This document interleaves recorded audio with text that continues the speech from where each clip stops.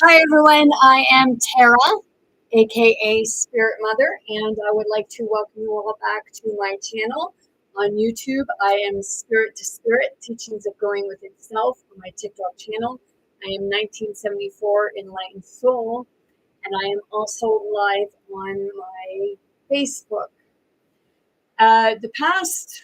This is the fourth day that I'm coming in, and it's like parts to it. Parts of the as I said before, last month I've been going in deep and coming to some truths, not only like within myself, but my ancestry line. And that to me is my spiritual awakening. And my spiritual awakening by coming into these truths is actually helping me to enlighten and come into my own truths, my own spiritual abilities. I've been talking with other people, and here last month, I had somebody express that they used the word clairvoyance, which like was really strange for me when this came out of their mouth. And at one point they were like, I'm showing myself. It's like, I understand. We're meant to be showing ourselves. Thank you for the like cards. We're meant to be showing ourselves, okay? Because we're coming into our abilities, our natural God-given abilities, okay? I mean, because I speak in different tongues, what have you, that people don't understand. A lot of people, they'll tell me, well, that's demonic language. No, it's not demonic language. I'm actually connecting with my ancestral line, which is giving me the ability to remember that the languages that we spoke.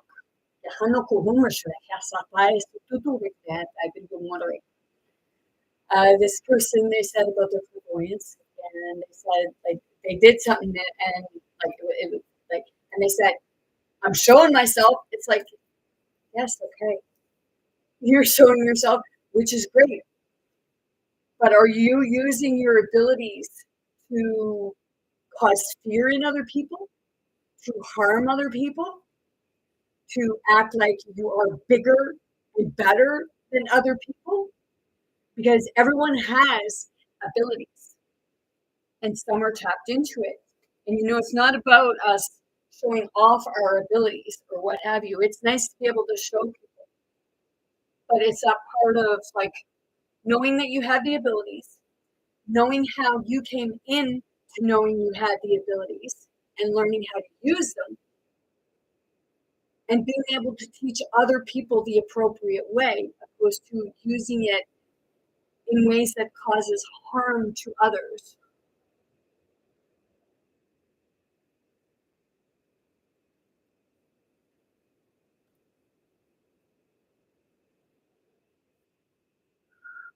If you go in nervous doing your road test, there's a good possibility you may not. If you go in confident, it's the confidence. It's not of will I pass? It's the part of, do you believe you'll pass? Are you ready to pass? Are you nervous? Go in knowing that you're capable of passing.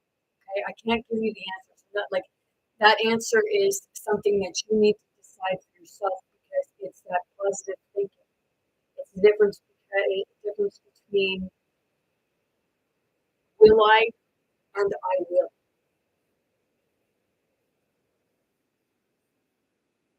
That's good. Don't be worried. Exactly. Knowing I will pass. Okay. But the part I didn't come like to do fortunes or what have you, to give you your answers. I will help you find answers.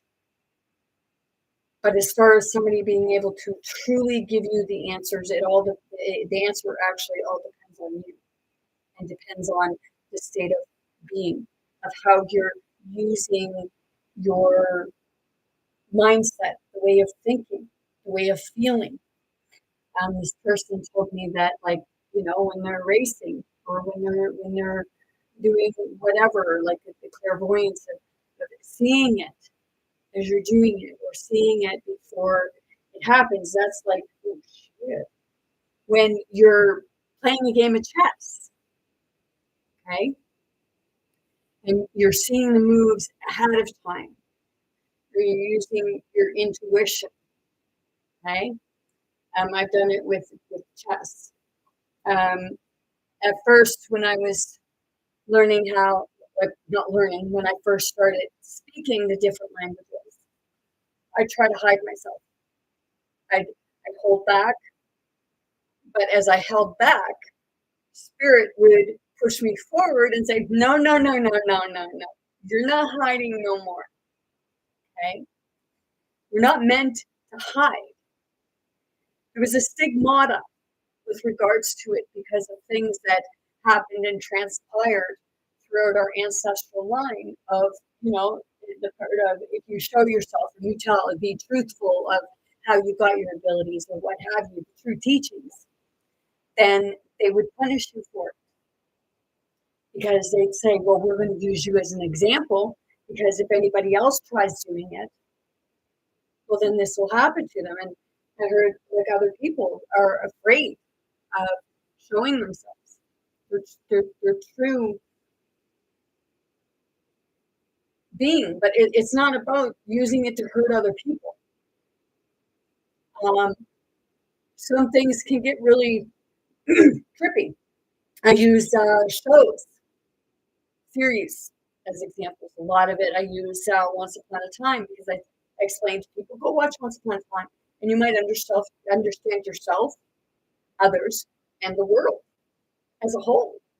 Because if you don't believe in magic, then, well, magic, science, God, spirit, source, it all pertains to the same thing. It's all about, like, tapping into the oneness, the energy of everything. And then you get your intuition, you get your clairvoyance, you get your telekinesis, your telepath, you get your languages, you get that truth that comes to you so that you can heal. Because as you heal, you're actually healing the ancestral line. So it helps to heal every part of you, because you are a part of that line.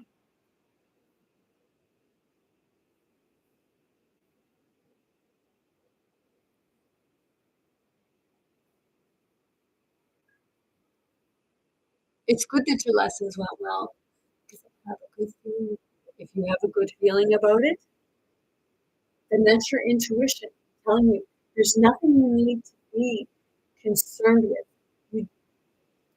There's nothing to be concerned with, even wondering if you're going to pass.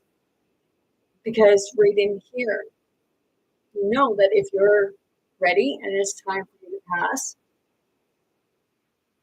you're going to do it. It's like any kind of test. If you go in nervous, then you're going to overthink something. You're going to overanalyze it, opposed to just allowing things to go as a flow. And right now I'm feeling it in the center top.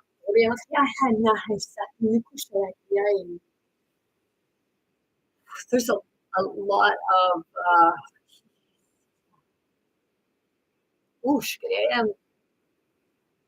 it's okay. Yeah, I'm gonna go on. Okay, yes, okay. I have to.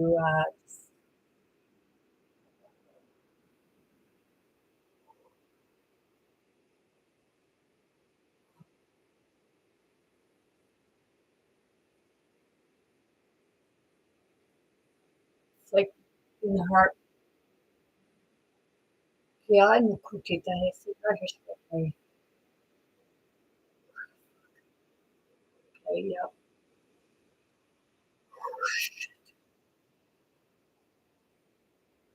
Covered ass. It's like, are you bored, lady? No.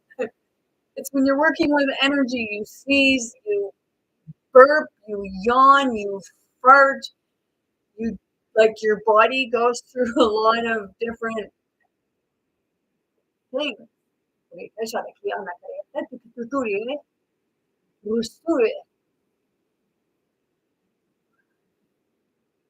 right now, this is it's a spirit to spirit is what I do, right? And right now, it's a spirit speaking to other spirits that are connected to that spirit. Krisita na kinemo kushalahe salehe sukukuruye. There's ones within the room that like you have a hard heart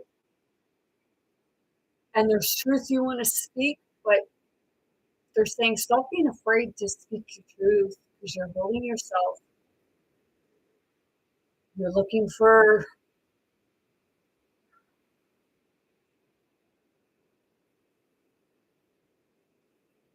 you're looking in the wrong place.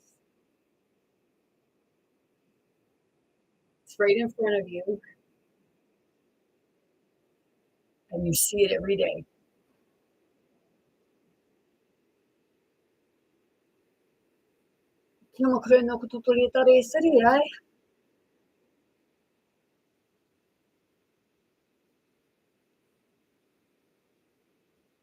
It's a lot of no, because like I get it. I get a lot of animosity from certain people.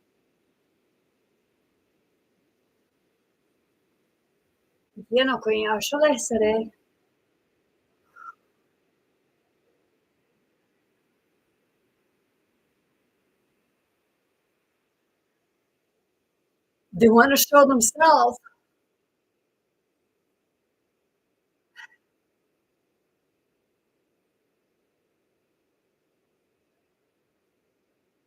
Yeah, I'm getting that there's been people angry at them because when they did show themselves, they were pompous asses. Okay.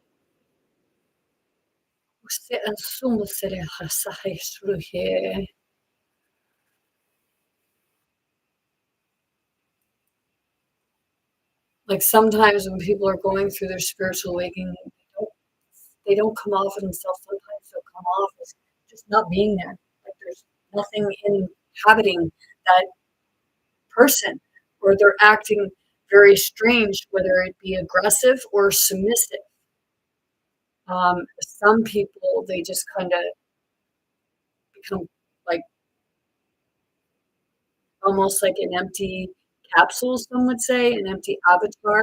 They say that's a soulless person, but they're actually, it's not that they're soulless in that sense. And I know a lot say that.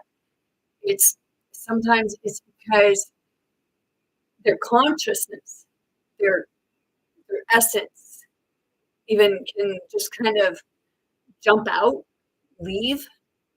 So it's like still a bit there. So it's enough to kind of function like there's nothing. But it's they're that part of them left to go work with something, to go sort through something. I observed different things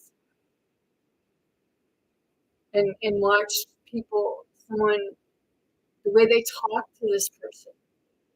And I know sometimes with one of the people that I'm around constantly, okay, I know that they're both, it's that connection between them.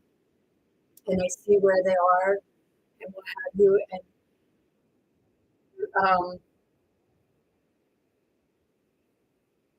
souls and spirits that are in a lot of pain.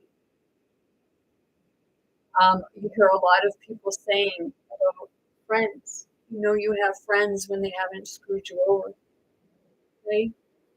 And there's a lot of that coming up right now. A lot of the what we perceive to be past is coming in our vision into the light aspect of it.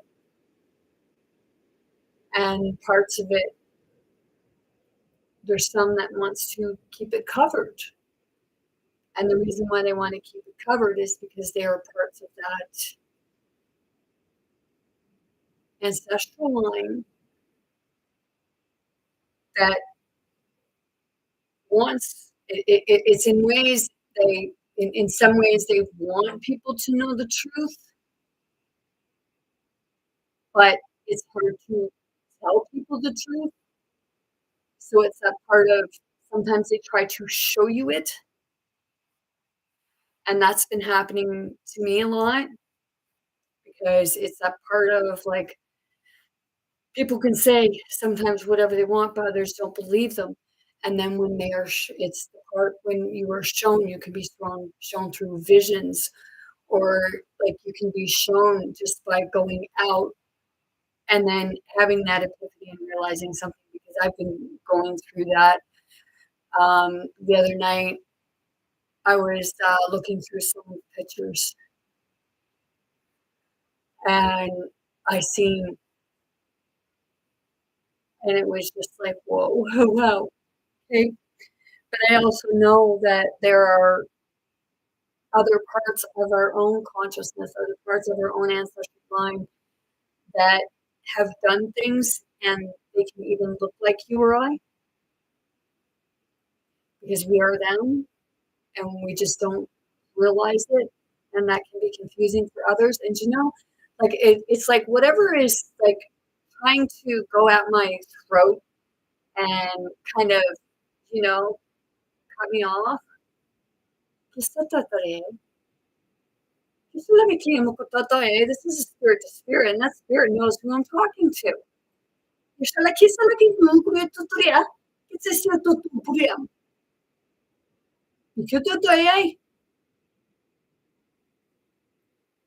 like with these people, I am the one person that understands more than anyone because I've been there, done that, experienced it, lived through it, and have been speaking the truth of it. But people would say, you're psychotic, or you're this, or you're that, or I'll slap a label on you. I got a call I think it was yesterday or the other day, with regards, because back last fall, I put in for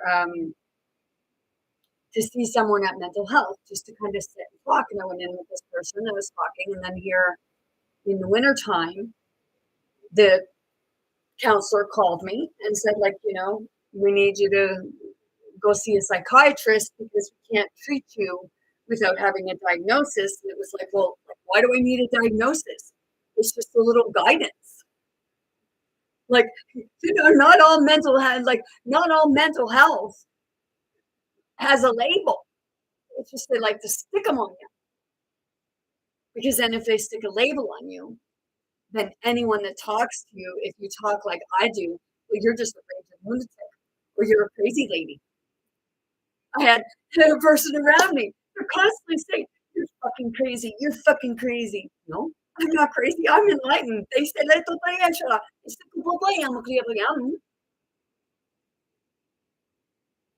and this is part of the clairvoyance. It's allowing yourself to come to your divinity, understanding it, not using it to hurt others or yourself.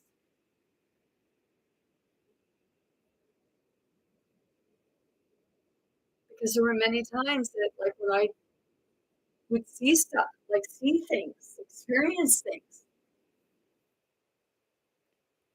sometimes it would be like I damn near like grab my drawers because, like, whoa. And that's been happening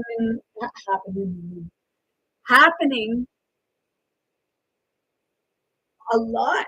If I walk in somewhere and it's an area where there's like a spirit entity or what have you, I automatically you feel it. And a lot of places that I go, like when I feel that, it's that part of kind of moving it, but asking permission because I'm not here to I seen a thing, and it was a paranormal thing to go into a building or what have you, and it said, "Let's go hunt some ghosts." It's like, seriously, those ghosts that you say are ghosts are somebody's ancestor that they're kind of in they're kind of in it's sometimes in the medium, or maybe you're in their space, but you're saying you're going hunting ghosts. I don't go hunting ghosts because I still see a ghost as as a being, as an energy, and it's working with that spirit because it's not about living on the land or off the land, because spirit is everything. So you're living with spirit. Spirit has been here forever. You have not. Well, I mean, in a certain way you look at it, you have, because you are part of that spirit. And the clairvoyance is that part of that spirit that is seeing. Now, if you think of, okay, like Cyclops, they say about the Cyclops, they say the third eye, what have you. Okay, the Cyclops center, right?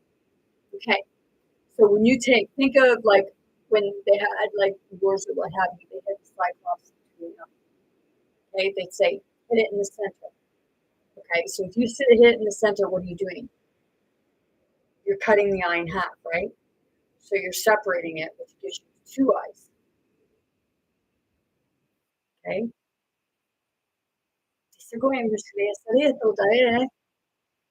Your hands. Okay. If you watch Once Upon a Time, okay, there's a part in there, which series, which season, an episode, but it's the Oracle, Rumpelstiltskin, the dark one, however you perceive, goes like is called the war, right? And the seer, they call it a seer, oracle, what have you, was telling Rumpel his future. But see, you're only it's about like you get bits and pieces of it because it's all scrambled. It's a puzzle piece. We're all putting our pieces of our puzzle back together, putting our ancestral line back together to sort the shit out. Okay, so when the oracle was speaking, you're moving your hands. Okay, I do it. It's a part of seeing because the eye of the hands. Okay, and people don't believe that, but you feel things, right? It's all part of the sight. Yeah, I love them. Yeah, the way I.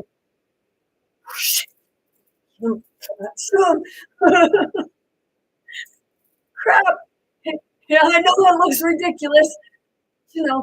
Black and white, eh? That's the shift. Your body, when you're shifting, your body spazzes and people don't understand. Come on.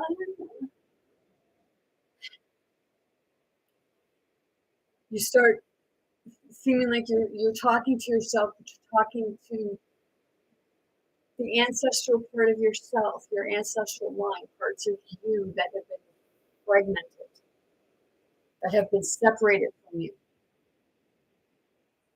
Yeah,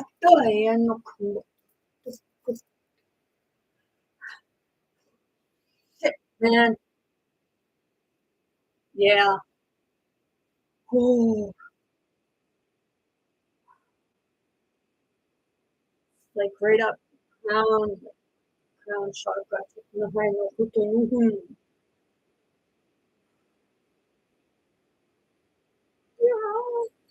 Yeah. My channel's not for everyone. Like, I see when people are coming into like, when people are in their divinity, when they're coming, when they're struggling, they'll get really angry with me because it's a part of me. I'm telling them, you're not you're not really an asshole. You're just being one. It's like I had somebody tell me that like they keep trying to push me away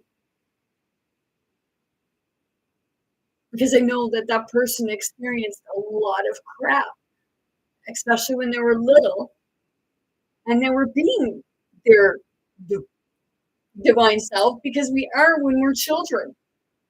We use our what we're told is our imagination, but it's actually coming in and already being awake to it all. Restariamo today.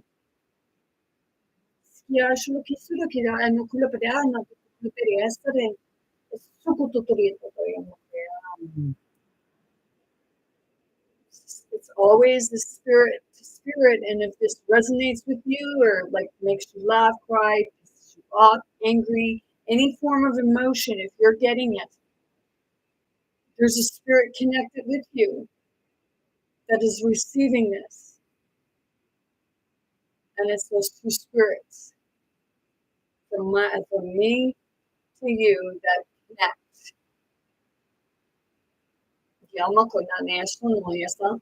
It's tutto le bere shola ki bire khlono o kum khiyasa tare bire to yon so when you're coming into your abilities and you don't understand because you start hearing voices and you think of going loony, what have you, you're not. You're actually hearing someone.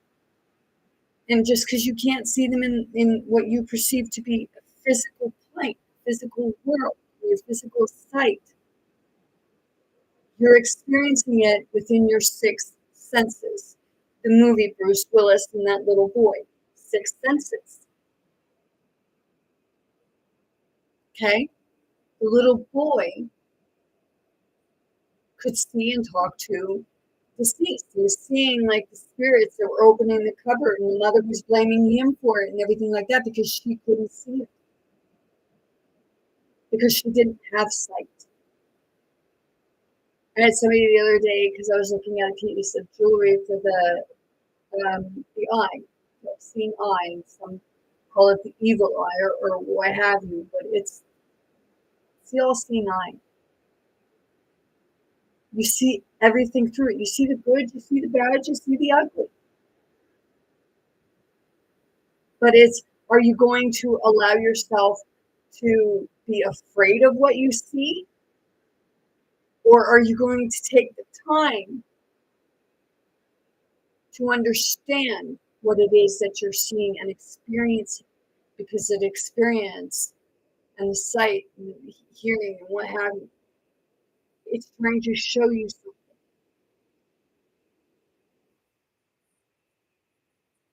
Maybe it's trying to show you something that you're trying to sort through, and it's making you see it. It's that part of spirit, the PTSD. Okay, everybody keeps saying, I got trauma, I got trauma. No, you had a trauma and you're experiencing a PTSD, which is spirit's way of telling you that spirit wants you to look at it because there's something within that PTSD moment that you need to work through, something you need to see, something you need to hear, and no matter how scary it can seem sometimes,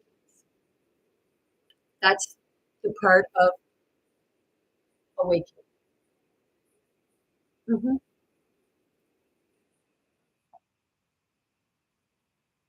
I have a sister that told me, "Well, I want to be like you." It's like, well, you told me one day, like you heard this voice. There was nobody there. It's like, well, Sorry, but if you're hearing a voice, even like if it's not there, but you're hearing a voice and nobody else is around, you're experiencing it. We just close it off. We experience it, but we close it off because we're told it's a hallucination when it's actually not a hallucination. They say about um, mass mass hallucination or what have you. Well, the only way you can have a mass hallucination or what have you is if somebody's fucking hypnotizing you.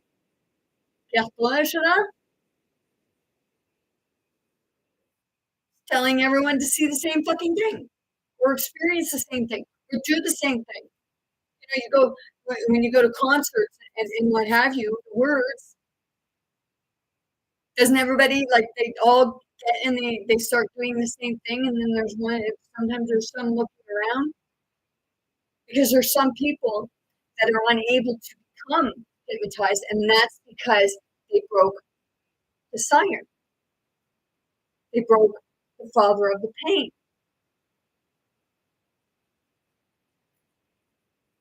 The hallucination, the illusion.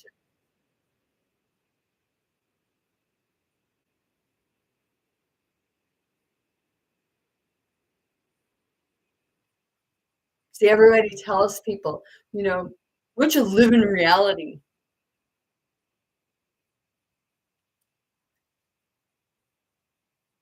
Who are you to say what their reality is?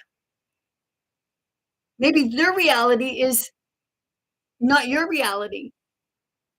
Maybe they're experiencing things that you're not experiencing, or vice versa.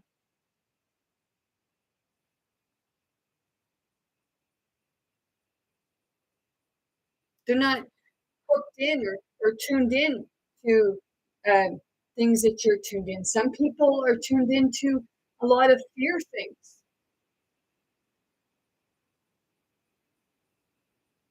And a lot of it is because they don't have, that's all they know. And then when people come out of the fear and they're left looking at other people that are still connected in the fear,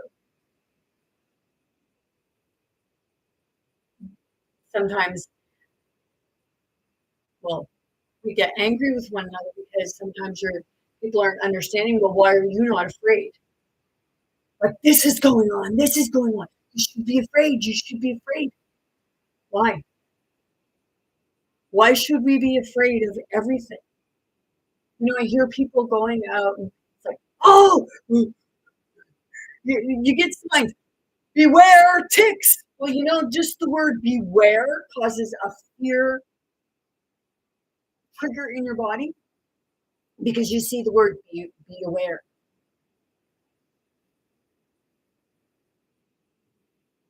Like, be worried.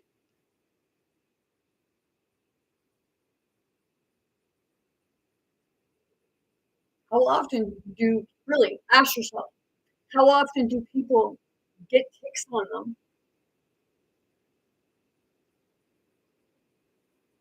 because we draw the stuff to us. I had a tick on me once in my life, and it was right here, and it was because I laid in the like I laid down in the grass, like in the grass, in the bushes for a minute, but I didn't freak right out. Someone told me that don't eat beer meat because of like stuff within it, or sometimes what they eat or what they get on them or whatever. Don't eat beer meat, bear meat. And see, the thing is, they told me what chickens eat. Chickens eat rats, like mice, everything like that. And mice carry diseases all the time. But this person eats chicken. I told them that the cleanest, really, like a land animal, I would say the cleanest land animal to consume would be a deer because they don't eat other meat products. As my knowledge, they don't. Because they get them out here and they're not eating meat. They're eating the vegetation. And I know that seems like it got off on a tangent, but it's that part of the fear. And the fear keeps you from being able to connect with your divinity.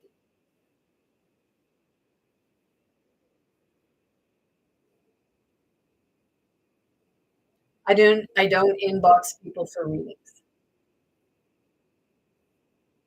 Like I don't go get readings.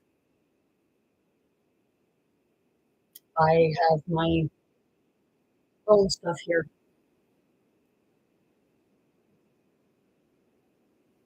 Isalayan Korea Tore, Ishalayan Sumukosuhun Jana Putayatoy.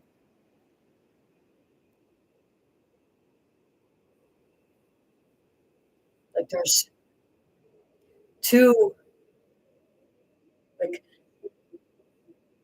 other people I see that they're okay. But there's really two people that are very close to me.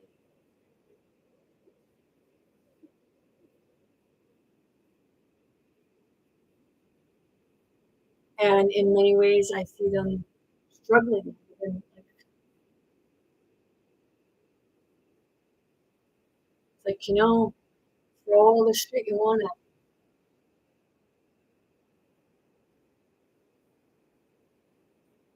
But it's the part of, you know, maybe it's time for us all to see that we're no better than each other because, just because you don't do it the same way as, say, like, do something the same way as someone else doesn't mean that you haven't done something. Yesterday was a really, yesterday was the 8888 portal. And I took a leap of faith and I was doing something. And I was sitting there, and as I was doing it, my heart was just pounding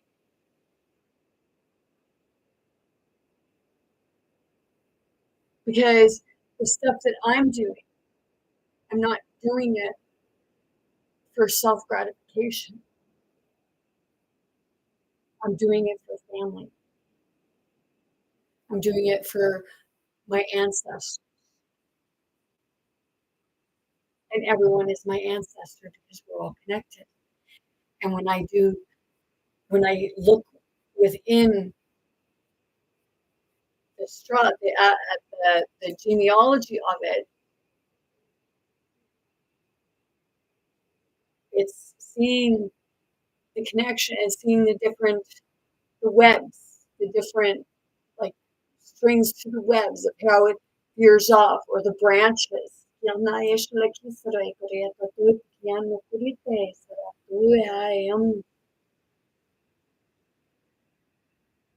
Some when they go when it's like they go haywire, it's because there was a conflict within that branch, and it created a whole other separation.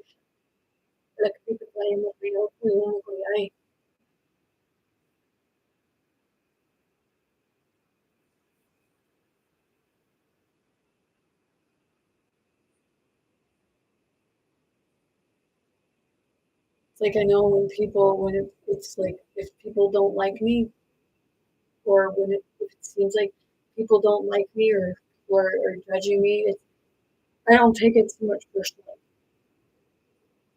Sometimes I feel like I'm starting to take it personally, but it's not that I'm taking it personally. It's that spirit that's connected. And I mean, I'm responsible for my own actions because I'm aware of what I'm experiencing. I'm aware of what I'm going through. So I'm the one in,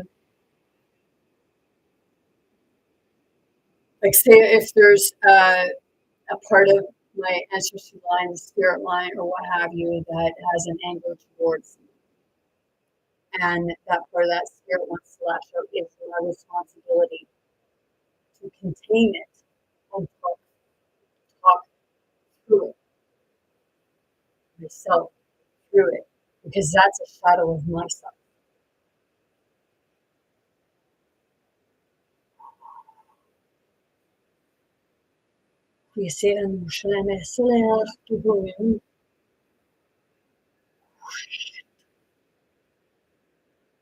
Quieto estoy.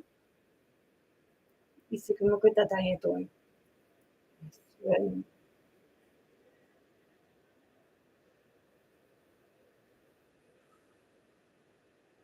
Moving energy, working through energy, working with energy, working in spirit.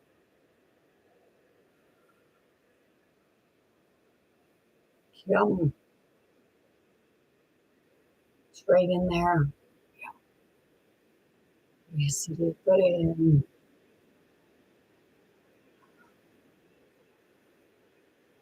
It's part of hurting. You're only hurting yourself when people like if you're feeling like I'm talking to you, well, don't take it personally, but your spirit is there's a part of you that's wanting to cause conflict for me or wanting to cause pain within me because it's feeling its own pain right now. So a lot of the time it's wanting others to feel the pain with you.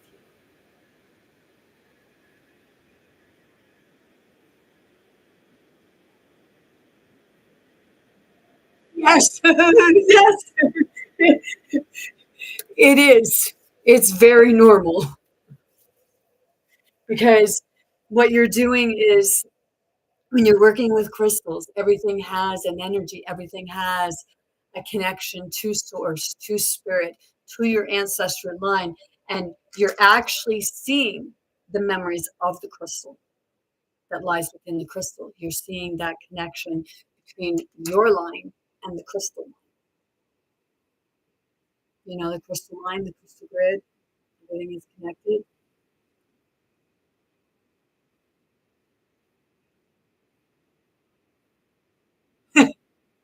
You can always message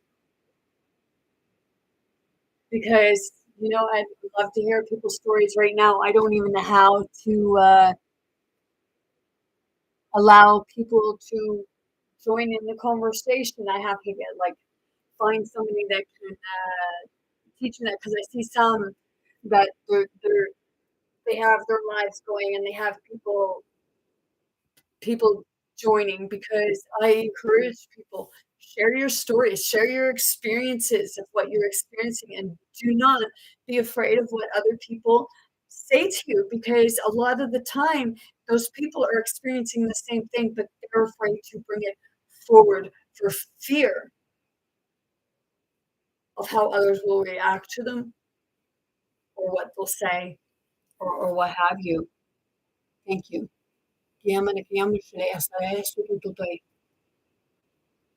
Okay. I started off, I died, but then I started off with frequencies. And then I got into the crystals. And as I got into the crystals, I even pick up rocks or anything like that, like any object. That's why I like to go into a thrift store, antique store. I went into one yesterday. Oh my gum. Oh my gum. Oh my goodness. Did I say that alive? I went in and I was looking around and there was this one like a box there and it's like, I could feel from it.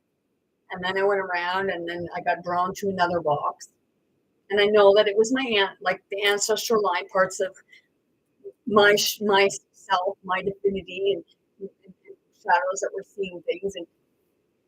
And somebody usually directs me towards certain things because a lot of the time I know it's because they want to see if I'm experiencing things. 4 on the timer. Okay. So I went past this one thing and it was like, there's like the movie Hannibal Lecter and they had the face mask and the most covered. And I was walking around and I was drawn to a box and then when I went to turn, I just happened to look, and this thing was hanging there. It's like, whoa, man. Like, that was really weird because it was out of place. And then I went upstairs in the place, and I was walking around, and I took a turn, and there was another thing standing right there. And it was like it was one of the old long barrel guns with the sword spike thing out the front of it. So it was like, or yeah, or what have you. And it was like the glitching stuff like that, because I know that that's the stuff that I was experiencing from the ancestors, because that was older stuff. And there were things that stood out because of the age or time they would have been from. And it triggered a memory within the ancestral line, because there were parts where I would like cry, and then I went up to the other part of it. And like the first part, it was pretty good. Like, I mean, what have you. And then I went up to the other part of it, and wow, it was like walking into a whole other parallel something, or a parallel universe, world, what have you. It was like walking into the room of the dark one. And just the whole, like the music, it was really I'm going to say it was creepy. And the person I was with, they had to leave because of the way the person was whistling, and just it was constantly, the person was just constantly making noise, which would actually drive people away more than draw people in. But he left because he said about the person's whistling. Well, I was hearing the whistle, and it was irritating. I was pushing myself through it. But the person that was with me, they don't realize that they don't like that whistle, but they figure it's okay for them to do it, and someone else shouldn't get pissed off, because what the whistles remind me of is an experience that I had just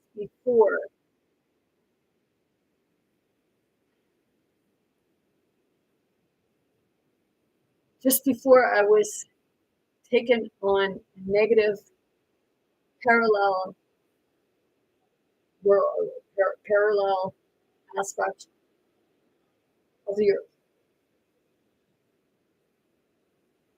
And people don't believe it, but you can actually be raped in the spirit world. And you can actually have the evidence afterwards to prove it. Because when I experienced that and I came out of it, I had semen inside. So before that, right before that happened, when I was actually messaging this other person that doesn't like to whistle, I help. I need help because something was going on, and I heard the whistle. It was like a bunch of it was like they say a jackal when it's hunting you. It's like I just got the word Jacob.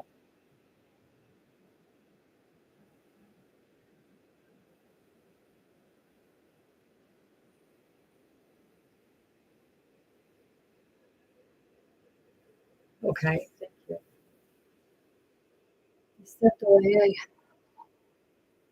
So it's that part of realizing that, things that you don't like yourself, but you do it to other people.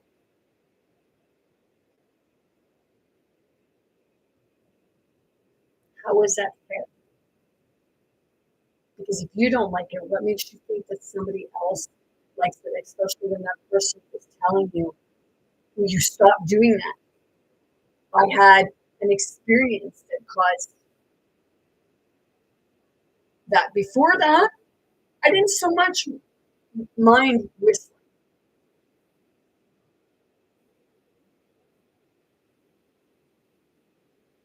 And I'll go, like, sometimes they go around and I know when they're around because I'll start hearing humming or I'll start hearing the whistling. So it's like, very secret thing right here. It's a part of, like, instead of trying to get me from behind, why don't you make it a fair fight? Because there's so many people that say, "Oh, well, I wait till I get them from behind," especially if they're dealing with a big person. They say, "Oh, well, I'll get them from behind because they kick my ass." And this one day I said, "Well, sometimes the bigger they are, the harder they fall." But it's like, if you're feeling that way, because I know that in some ways this person feels like they have to get someone from behind because, you know, that's that part of that in one part of their shadows, in their aspects of their ancestral line, what have you. They experience that. So it's a memory that's been embedded in that person. It's that part where you feel like, because this person did it, then it's okay. I'm going to do it too. And then that's where the karma keeps coming back because this one person wanting to get back at the other. And that feels McCoy's. Or like with Once Upon a Time, the Evil Queen and Snow White.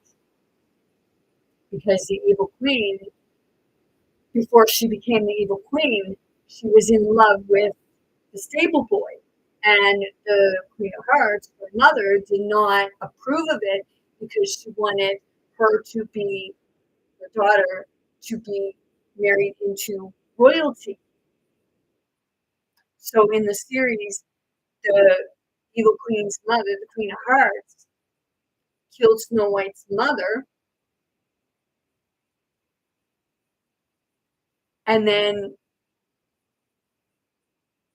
caused Snow White, when the king was going around from places looking for a new wife, new mother for Snow White, the Queen of Hearts caused Snow White's horse to go wild with Snow White on it. So then, well, it wasn't the Evil Queen at the time, but she went to save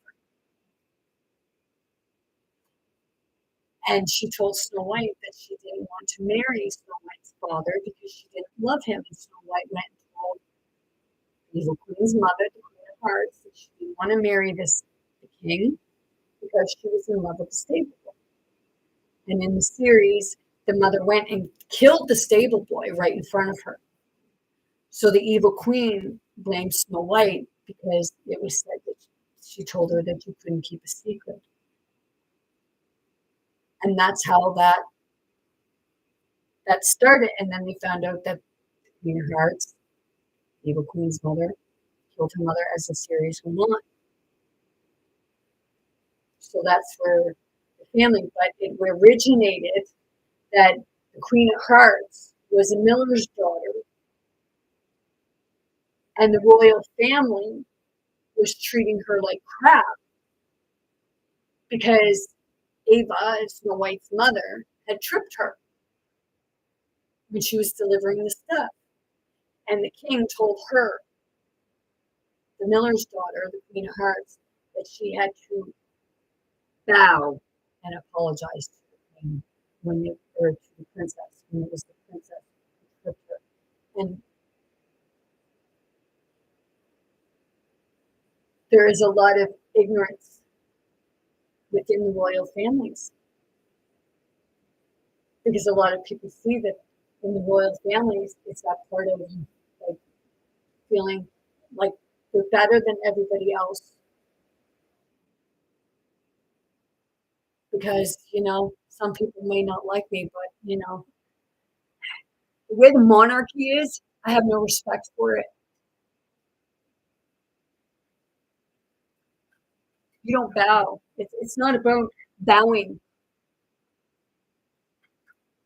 to people like that.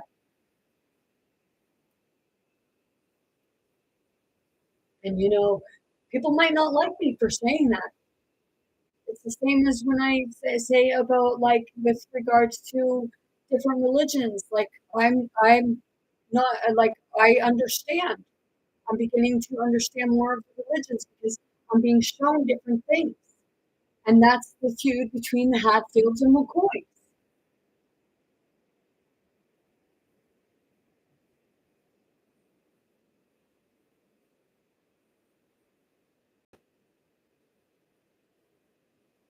It's like, life isn't about going around and being all prim and proper. Like, oh, you got to use the right fork. Seriously? Got to use the right fork when, in some cultures, they still eat with their fucking hands.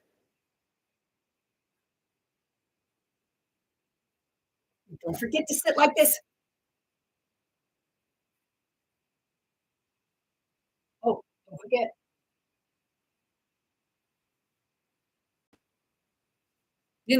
I guess I'd make a pretty poor, I'd make a pretty poor princess or queen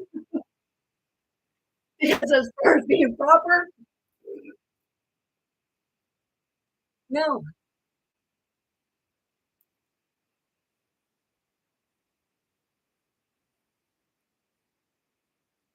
exactly. They're supposed to be helping the people, but they're stealing the property.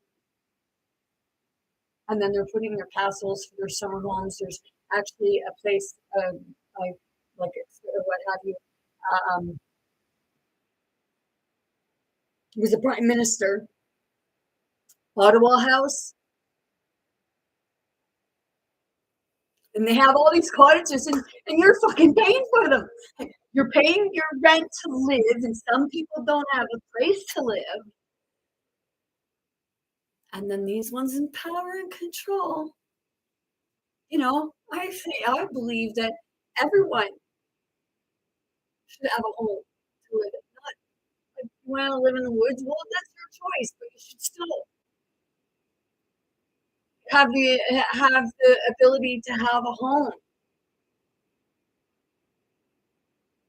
I mean, when I was going around to these different places, like, no, we shouldn't be destroying the land, but they're taking the land, they're stealing the land from everyone and putting everyone into one place, which keeps everyone fighting because they can't get separated and be with themselves so that they can find themselves. And like, think of it this way: like, how many people actually, like, woke up?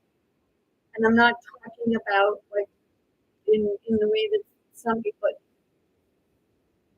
awakened to themselves, seeing them, finally seeing themselves and started seeing things for what it was and working through it with yourself, with others. You get some people that are saying, just go away from it. Just go away from these people. But I have to say, when it's your own kid, especially when it's your own kid, and you started thinking one way or another, some people, they have to go away because they don't know how to tap into that because, like, when there's a barrier and you keep going like this with each other, boom, boom, boom, smashing off each other. Okay? It's because there's something that needs to be resolved between those two spirits. Me, with the person I'm around,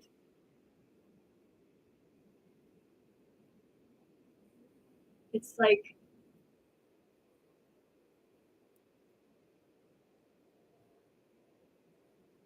I said that I wanted to make sure they were going to be.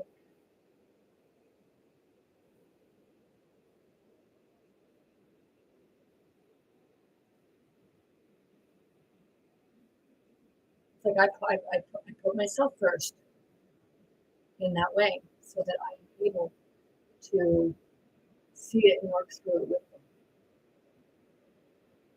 so that I'm strong enough to take on those parts of their shadows so that they can release them.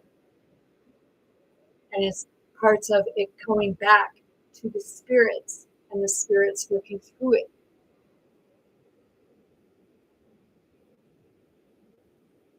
Which one? I have a crystal and I have the cross.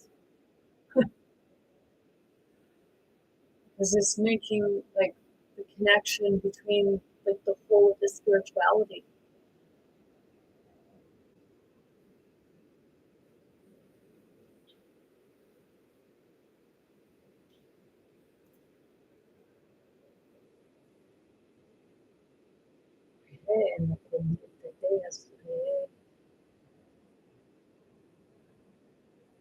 See, think of it this way, okay? When we take on other people's energy, okay, I want to use like I'll say Yeshua or however people like perceive it to be.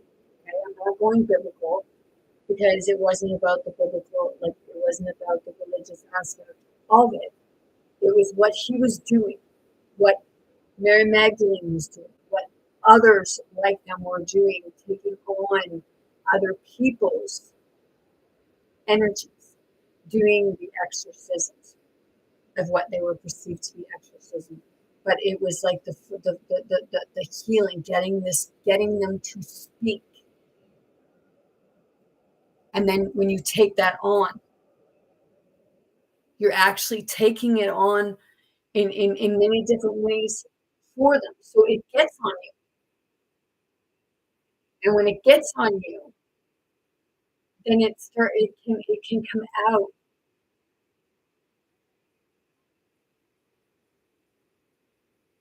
And then there's parts where we can't handle, so it comes out in anger, and that's a part of being with yourself.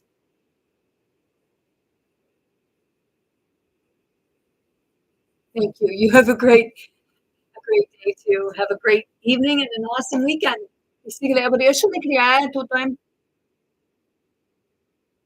So that's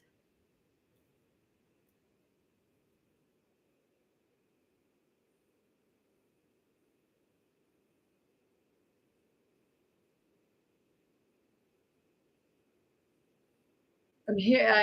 My ancestors come in. The parts of the conflict, and sometimes like they battle. They verbally battle. They do name calling and everything, but it's because it's the mirroring back and forth. It's clearing out that frustration, that anger to get to the seed of what is really going on. Because some people they just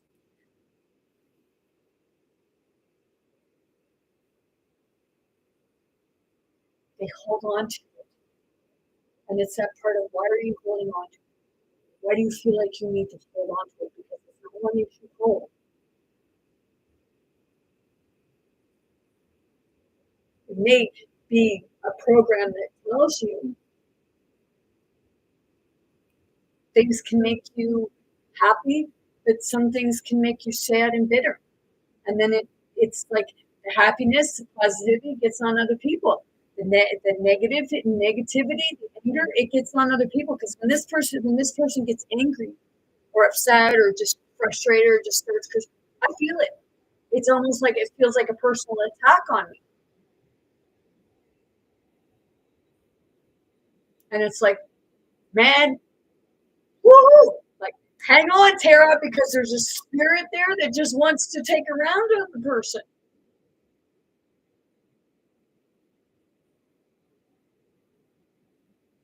And then when that happens, I'm the one that has to be in control to keep it from happening because then it reflects on me because it sees me as being the physical entity that has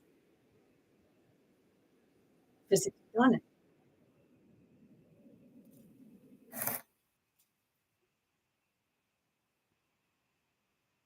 It's like jumpers, parts of yourself are jumping because it's trying to find its way home. It's trying to sort itself out. It's trying to sort everything out because it has to work through whatever it is that it's experienced with this other spirit. So that's why sometimes you get that, you don't know why you want to punch the shit out of somebody. They just feel like you want to punch the shit out of somebody, and then somebody asks you, well, why? Well, I don't know. I just do. They rub me the wrong way. Like, seriously, you want to punch somebody because they rub you the wrong way? Ito doy? Siguro ito kaya fanya siya niya siguro. Believe me, I know what that's like because I experienced it. And yesterday we were we were by the ocean, and we were sitting there. Yeah, we were sitting there, and I had my arm up like this, okay, and then all of a sudden my arm started going like this because it was a spirit, an entity, what have you, that had a beef with the person that I was with, and just wanted to take my hand and take my arm and use it to bitch slap the person. Because I heard, like, the person walked by, and I heard that they couldn't stand the person. And it's because the part of their spirit hurt that spirit. But that's the part of the mental health. And that's the parts that we need to learn in order to be able to actually help people work through their stuff. Because, right now, like big pharma and stuff like that, these big corporations and stuff, they don't want people knowing no secrets. And I watched tonight's thing on Gaia called Knights Templar. And, a lot of people will tell you, don't trust these people, don't trust those people. But, it's no matter what way you look at it, you have both sides of the spectrum. Okay? You have some that are posing as others because of propaganda.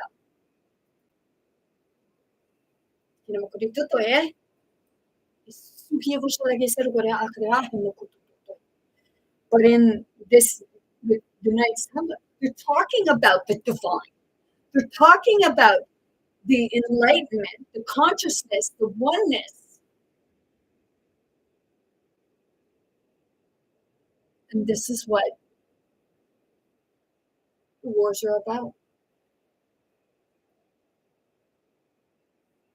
One side wants to keep the people asleep, and the other side is shaking the shit out of us all. They say, hey, come on, wake up, people.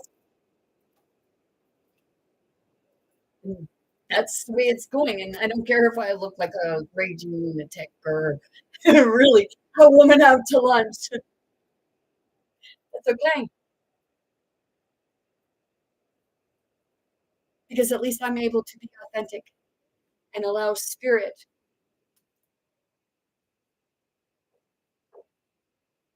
to bring forward things that are hidden. I allow spirit to show things, whether, like I said, I look crazy. It's been like in a 2-year period, last year being a year ago, being the most recent, I was in the psychiatric unit. Took myself there. And then the last time, like when I was there, it's like, what do you think you were diagnosed with? And I told him, oh, probably psychosis, schizophrenia. No, I was diagnosed as unexplained because enlightenment in the mental health community, enlightenment cannot be explained unless they are aware of it. And sometimes it's hard to be aware of it if you're not experiencing it yourself. And sometimes they're even experiencing it themselves. And that's why they go take the courses to try to understand themselves, which those courses, in the most part, are unable to explain it. Pirata tuloy, prieto tuloy.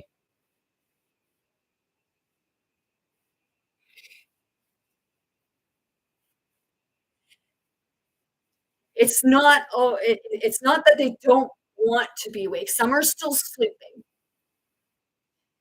and then there's a lot that want to be awake or are awake, but afraid to show that they are awake for fear of the stigmata that's gonna come with it.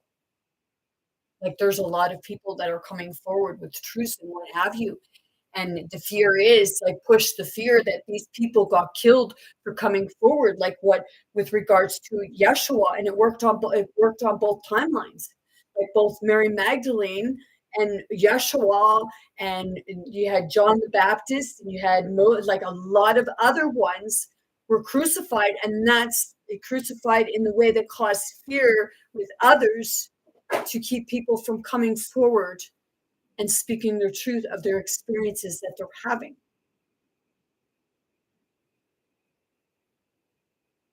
I've got more and more people that are expressing how, like, strange things are happening. Some people are even saying that certain things in their life just seems like it just happened yesterday.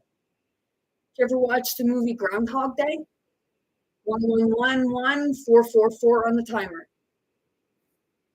Groundhog Day. The movies tell us something. The series, the shows. Like, a lot of people will, like, especially like women and their husband, and they sit down and they'll watch Vampire Diaries. Okay, Vampire Diaries. Think of all that's in there. Where like wool, like transforming into like the hybrids, both wolf and or wolf and vampire, what have you, witches, warlocks. And if you think that stuff don't exist, what the fuck do you think the church is trying to hide? Kaya totoo eh. You know, it's in the book. It's just not put out in layman terms.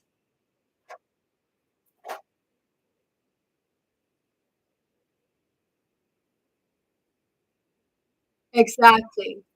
And that's what irritates me.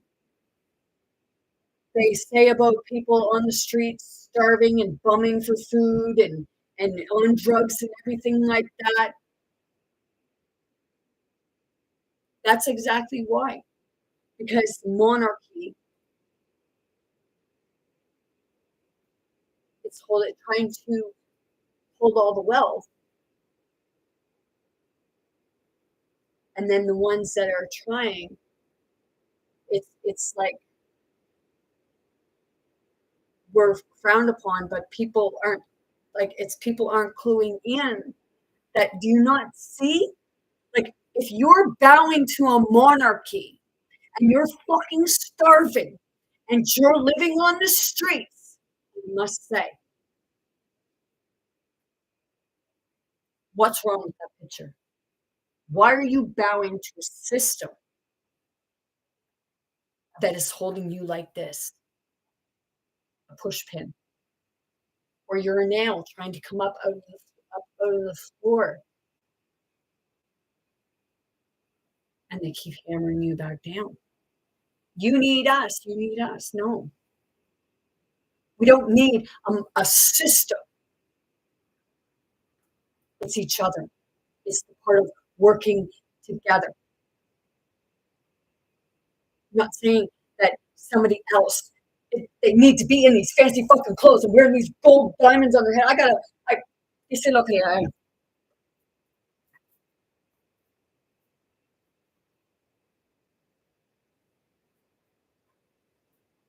I had a friend of mine make this. I went and I got Virginia Creeper one day. Okay. And I said I wanted it made out of crystals. So, I got like probably maybe 50-cent crystals there. So 1, 2, 3, 4, 5, 6, 7, 8, 9, 10, 11, 13. crystals, okay, for 50 cents a piece, okay. I give the girl $80 to make this for me because to me it's worth it because she used her talent. She went and I told her like, you know, she asked how I wanted it made. And it's like, you know, you know me, you know parts of me and what have you. So you do what you feel works. These are the three things that I want implemented: Aztec, Indian, like the East, what have you, and mystical. So she integrated it. And that's what I'm saying. It doesn't look good with my hair up, but you know, and then she had put, she works with 4-leaf clovers. So she put that in there because I'm actually also connected to the Celtic, the Scottish, Irish, Native. I'm connected to many of the different things, to the Asitotorie, and so are you. Like as far as me having that tiara, what have you, crown, what have you, everyone should be able to wear one. It shouldn't be like said, oh, well, no, like, who do you think you are? Like, you're not the fucking queen or you're not a princess. Like, fuck you. Yes, we are. We all are. And if you want to go bow and kiss the monarch's feet, monarchy feet, well, you know, that's up to you. But if you're fucking starving on the streets or your kids are being taken from you because you have no job, because you have no place to live, I had that. It was used against me in a court of law when I lost custody of my son. Back when I used the Ouija board in '99, I lost custody. So they used my spirituality against me. They used my marital status. They used the fact that I didn't have any other children. That I had just moved when I moved because I was advised by my lawyer that it would be better if I moved. And then when I found out that there was a conflict of interest between my son's lawyer and my son's teacher, like there was a conflict because my son's teacher said that I was sending him to school unfed and dirty clothes and unclean and everything like that. And her husband was the fucking lawyer. Conflict of interest. When I brought it to the attention of my lawyer, this is the part of waking up and seeing things for what it is. When I told my lawyer, she said, oh, well, you know, we can't do anything about that now. Like, seriously, she fucking lied. So I'm going to tell you, anything that has to do with the system, I don't have a lot of respect for it. Because the systems have done nothing but cause me grief and pain and a lot of conflict. Not only within family, but a lot of conflict within myself.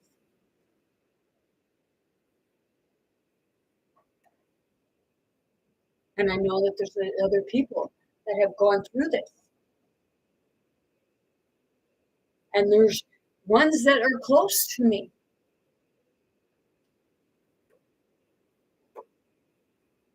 I didn't give up.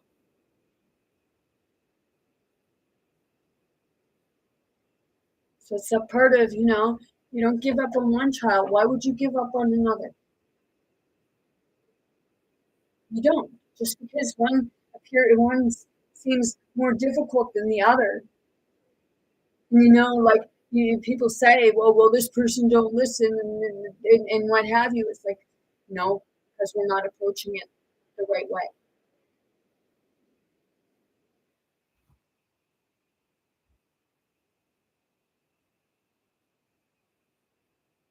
It's a part of seeing stuff. I had an experience where I was grabbed and it became a kind of a pushing match, like no punching, but like full on.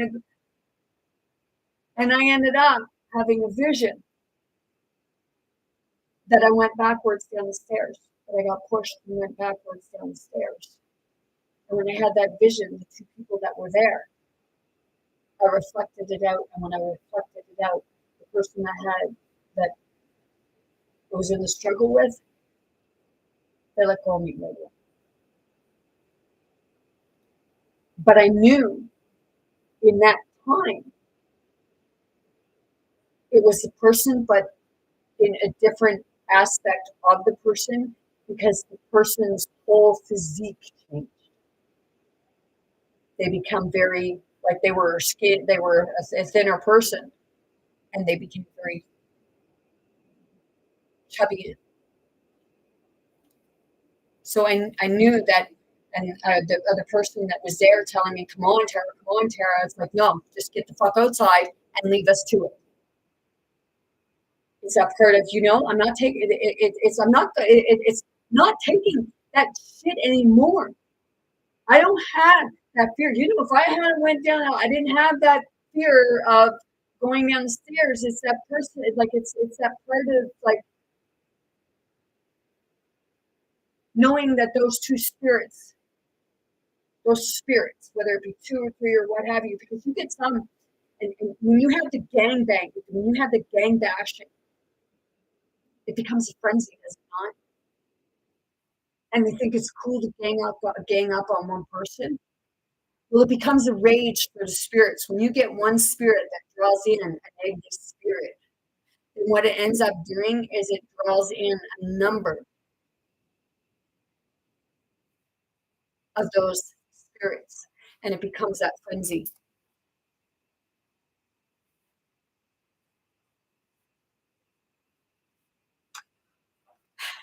They think it's the money that makes them better.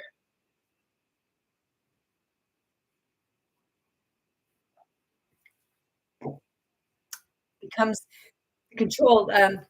There's a 2021 Cinderella on Prime. I watched that, and on there, the father and the mother, like the father loved the mother and would romance her, but when he became king, he became a pompous ass that only cared about ruling kingdoms and having a kingdom that had a monster. I want the sea monster, he said. And the daughter kept saying, like, why don't we, like, stop spending money on getting all of these cannons and stuff like that and put it towards, like, doing wind energy for people. But the father in there would keep shutting her down until the mother spoke up, because the father told the son that, oh, you're going to have an arranged marriage because I want the monster. Because Cinderella in the movie, she chose herself with regards to being able to have something for herself, a career for herself in making dresses. But in that time, that was frowned upon. Well, women didn't work. Women couldn't have show-offs. So instead of choosing the prince, because the prince said, oh, well, like, you marry me, you don't have to make people's dresses. We have dressmakers. And it was like, why would I need somebody to make me a dress when I can fucking make my own? And this is what it was like on the movie.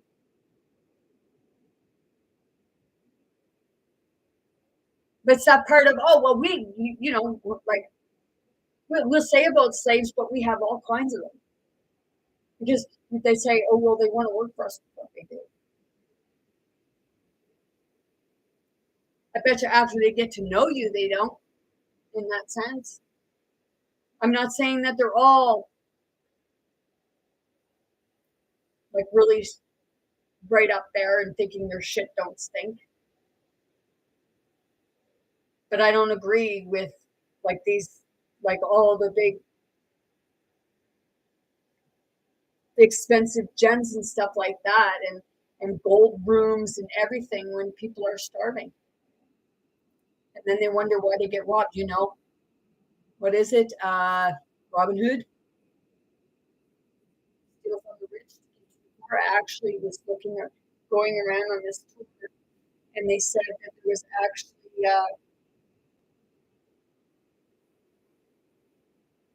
a pirate that was Robin Hood, stealing from the rich to give to the poor. There's a lot of different things out there, and if they're stealing, it's perceived that they're stealing from the rich. It's like, are you taking from the right ones? Are you taking from the ones that took everything from the poor? Or are you throwing shade on somebody who worked hard to get their wealth? And I know even people that work hard to get their wealth, they think they're better than others. You see a lot, like with the royal families, such as royal families, whether it's true royal in that sense, because a true royal family does not think that they are better than the people. They're able to connect with the people. They hear the people. They listen to the people and the people's needs. They actually see it. It's that part of being able to put yourself in the position of someone else in order to be able to understand.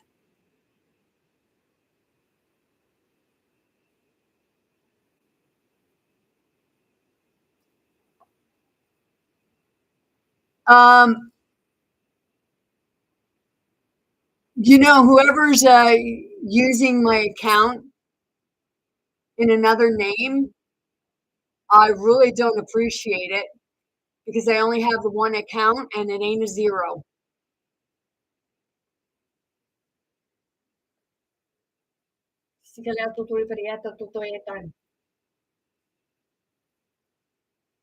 Oh, yes, I know. I know. That's why I said, like, you know, I know my own account, and when, like, I see myself come up, it's like, seriously? Hey, Matrix,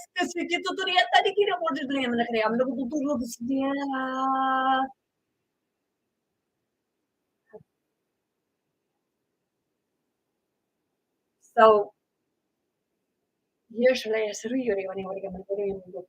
yeah. Yeah.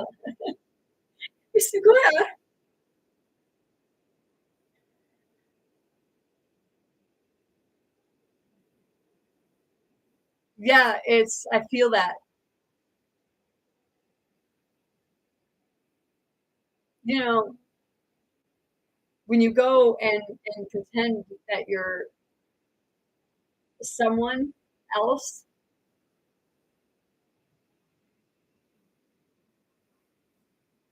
those are violations of the universal laws. Because you don't have permission to use my voice, you don't have permission to use my face, my pictures, nothing like that. You're stealing. I must say, you come in after I started talking about the monarchy.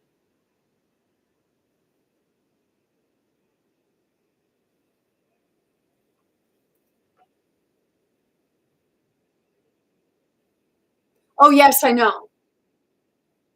A lot of people will call them trolls, and I say, I feel sorry for those people that are going into other people's channels just to cause a disruption.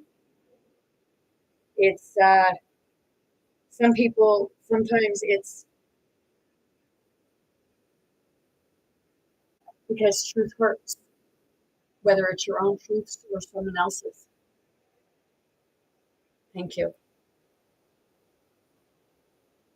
So when you start experiencing things, of hearing voices or feel like someone's touching you or what have you, you're actually experiencing it. And it's that part of like acknowledging that you are hearing it because there's parts of your shadows, parts of you, your ancestral line that's trying to work through something. You're there to help them. And I know sometimes it can feel like an anger or what have you that's coming at you, because it's a part of like we're fighting with ourselves. And until I actually like understood that,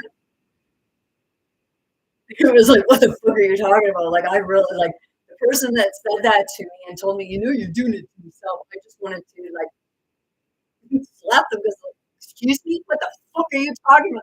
I'm doing it to myself. It's because I'm not dealing with myself.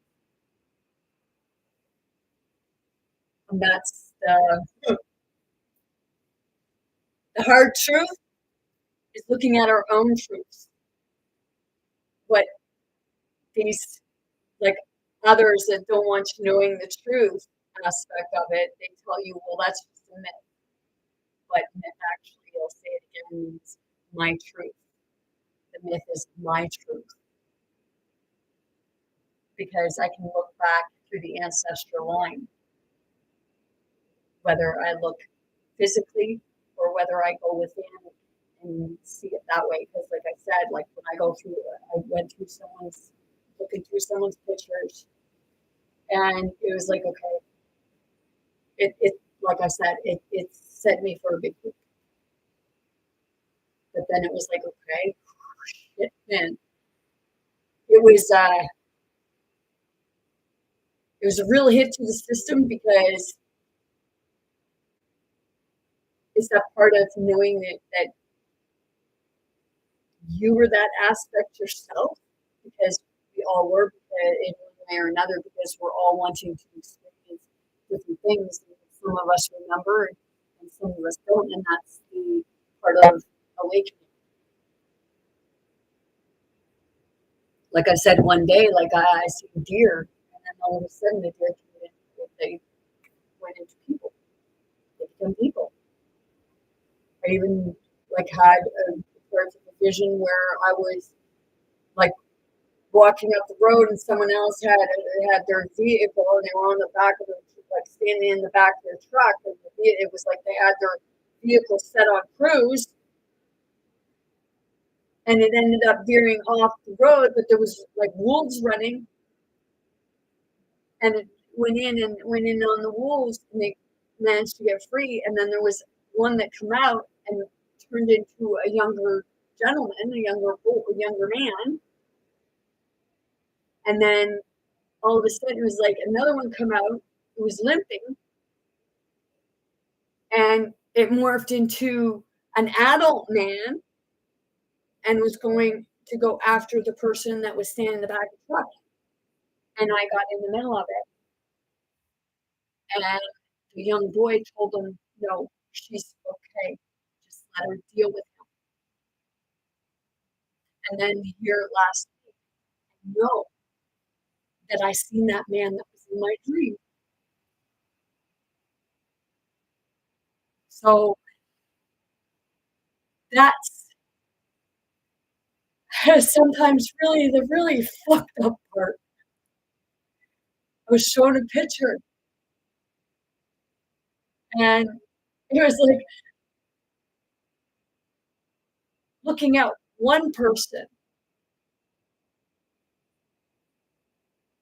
but it wasn't that person at all.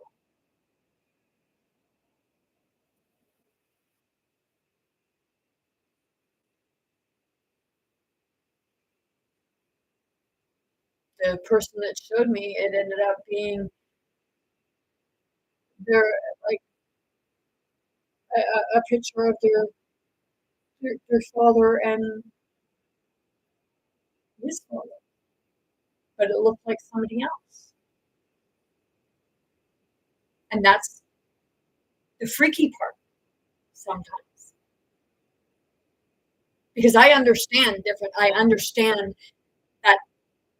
what's happening there. I understand that aspect of it. Because we're looking, we're seeing we're seeing this person, but it's like who's that person on their shoulders or what have you. And it just doesn't make sense. I was looking through other pictures in somebody else's photo album, and I was kind of glitching, like, what? Like, that was mine. And it was years later. So it's like, how did that person have that in their picture? It's part of going through timeline. People say that time travel is not real, but it is. Nikola Tesla spoke of it. It was even said that Nikola Tesla made a time machine, but time travel has been around forever. Whether people want to realize it or not, because it's all in the way we shift our vibration, the way we shift the frequency within ourselves, our thoughts, our feelings. That's why we see like all the fads. Okay, we say, oh, well, this fad came back. Well, no, that fad never really went away. You're just experiencing more of that time. So you're seeing it more frequently. You're experiencing.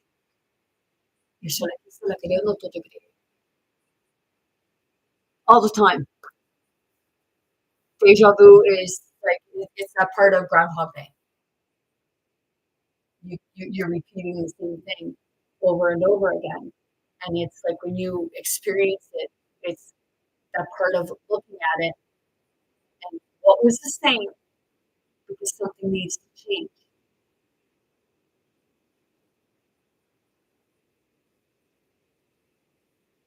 Exactly. That's because you've actually met them. Okay, okay, I'll use Men in Black. Okay, the movie Men in Black. What they do when you witness something that they don't want you remembering, they flash the light. They erase your memory. They do a mass hypnosis.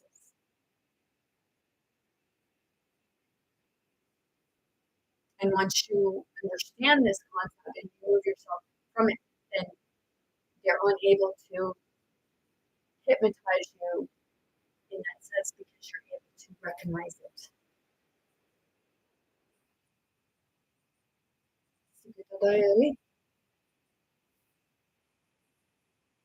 They say watch this or look at this or what have you. Sometimes they'll hypnotize people and they'll use certain words as trigger word in order to hypnotize them again after they come out. Did you ever watch was it Fuller House? Okay, there when Kimmy she got hypnotized, said she got hypnotized, and there was a key word that every time like they say the word duck or something like that, like there was a houseboat or what have you, she'd start clucking like a duck. Okay, so it's those parts.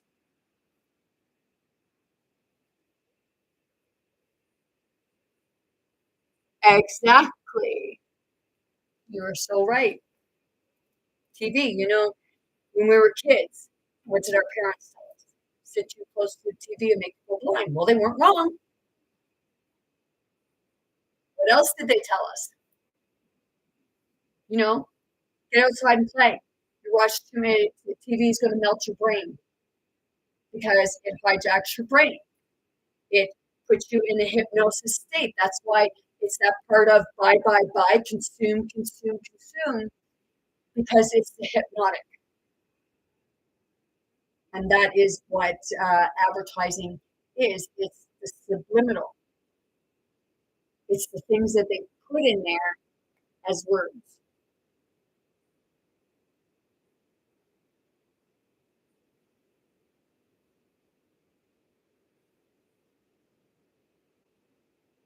I'm sorry, it puts a whole new meaning to what?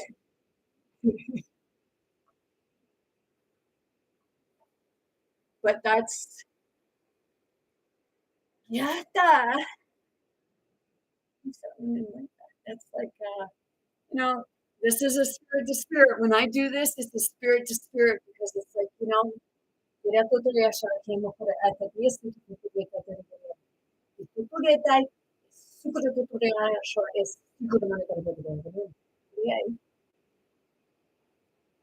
here.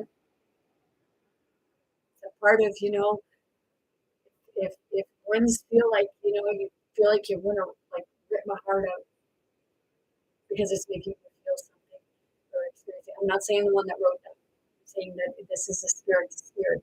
It's others also having that enlightenment moment, but the shadow trying to refuse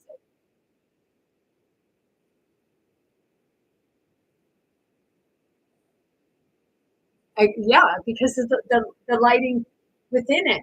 Like you go for glasses, okay? They tell you like you got to get the protection for the UV rays from the sun. Well, no, the UV rays from the sun is not what's hurting your eyes. It's the screens that are what's hurting your eyes. The false UV light. And there's actually, like when you're watching, there's actually frequencies in that background that can actually be calming, or it can actually cause a very anger feeling within your body. It's like an agitation. It's like your body gets agitated and a disease. And you get some that, you're watching TV or they're on their phones or their computers or what have you, and they're like this. Meanwhile, people are trying to talk to them. And it's like, will you just leave me alone? I'm watching this. Or will you leave me alone? I'm doing this. It's like, seriously? To me, people are more important than these fucking screens. But it's that part of the matrix. You're plugged in. It's right here, and right here. Yes, that's. Your Santa Claus is in here. Your eye is here, and it's going right through, and it's causing the irritation. You get that feeling in the back of your neck, and it's like, because I get it, and right now I have it. It's because there's an energy blockage. It's that part where you have to tweak it, and your hands carry energy that connects with your body because your body is energy. And when you go within and you actually use the energy within yourself and the motions to move it, you can actually shift it throughout your body. You can actually heal like if you have head trauma, you can actually work to heal your head trauma through the motion of energy, which can actually connect with where you have the brain trauma, and you can actually use your energy within your fingers and connect with it, and you can actually adjust it. Sounds pretty messed up, but I've been doing it. And when you get that and you make that connection, you can actually feel it, and then you just start moving it and manipulating it yourself. It's like like if a lot of people have heard of med beds. Okay, it's the frequency, it's the energy, it's tapping in to the vibrations within your body, your water, your cell, like all your connections, your whole of your wiring harness. Like, the solar flares come in, they say it only affects the earth or the electromagnetic field or what have you, and your contraptions. Think of yourself. You are a magnetic field. You have a magnetic field. You have the water. You have all the characteristics of the earth.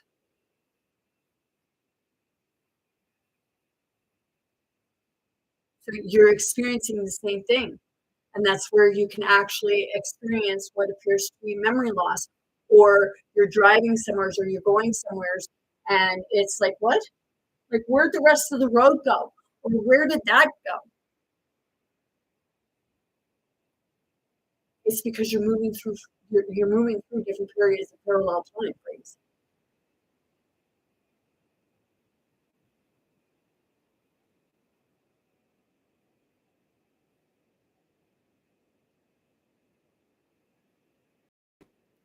Yes, there are many different forms of experiences it. And what works for one doesn't necessarily work for the other. Like there's Kundalini yoga, there's different forms of yoga, different forms of Kundalini movement, and what have you. And people will actually argue over who's right and who's wrong. And you know what? You're all right. And that's the thing. We say about wrong. Well, how it like if it's working for that person, how is it the wrong way? Maybe it don't work for you that way. Maybe that's the part where you need to figure out what works for you as a person, as an individual.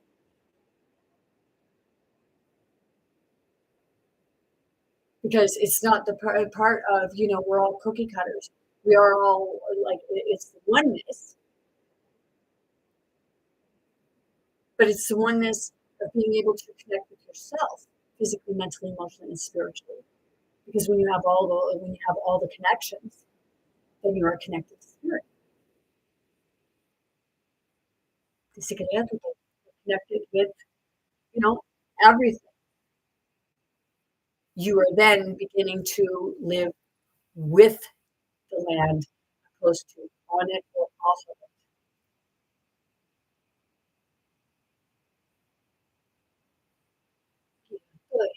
it. Oh crap. It's like headbang time, man.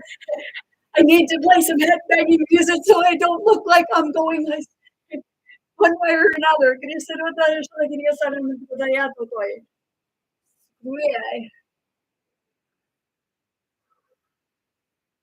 I do this in public, yes. I do it everywhere I go. It happens. And,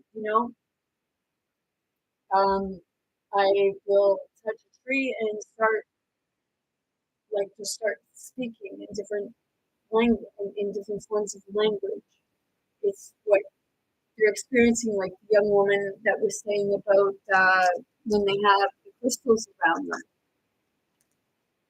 It's because you're actually connecting with that part of spirit.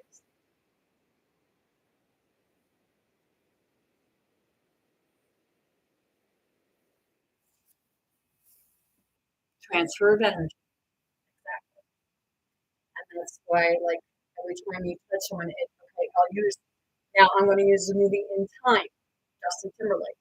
That's the only, like, I just know some names, but the movie In Time, okay, had like the rich banker, never aged after the age of 25. And in order to stay young, you had to feed the system. You had to be the slave to work for the higher ones that are in charge of the banking system. Okay. But see, the thing was, it was based on energy. Okay, because these other other guys that would go around stealing people's energy, kind of like robbery. It was through the hands and the wrist, the exchange. They get you to shake your hand, and they can take your energy. They touch you. They take your energy. I get people that'll come up and they'll be talking to me, and then all of a sudden they'll touch me. It's like they're trying to steal my energy, or they're leaving a signature behind. And it's like, just clear it off, because they have no right. You did not invite them to have access to your energy. They were stealing it. And then in the movie, Justin Timberlake, this guy that was a wealthy man, through energy, it was generational wealth he had, and he didn't want to live no more because he was just drinking. He was unhappy. So he gave Justin Timberlake, when Justin Timberlake was hanging out with him, they both went to sleep. The guy woke up in the morning, and he gave Justin Timberlake all of his energy. He kept enough to get to a bridge so that it could look like suicide. But then when they found them, they seen wrist. They found the timer of how old. Like knew, looked up the guy's name, but his whole energy wealth was gone. So they were chasing down Justin Timberlake as if he stole it when the guy gave it to him. So Justin Timberlake went through the different realms, the different communities from the poor to middle and worked its way up until he got into the wealthy, the banking system, the head of the banking system area. And he went in, and then he met the banker's daughter. And then they teamed up and they broke the bank. Because everybody deserves an equal exchange of energy. No one person. It's part of like someone with that much wealth in that sense. They have it because they're stealing it. And that's what our systems are doing. It's that part of stealing our natural wealth, which is our energy. Our energy is our wealth. Our energy is our being. We go and we work our ass off, and then by the time the end of the day, we have no energy. It's because we gave it all away. And we, not knowingly in some way, in many ways, that this is what we're actually doing, because they say it's an exchange for money, but you have to bust your ass, kill your body for someone else to be wealthy in energy. Because it's that part of siphoning it. Yeah. I watched like different series and shows like Pretty Little Liars. It was like I watched that series, and it was about a family where the boy liked to dress in dresses, and the father was not up for that. So they put the father had the boy committed. And then the mother went and had a sex change on the boy, turned the boy into a girl, and then there became a lot of jealousy, became an obsession.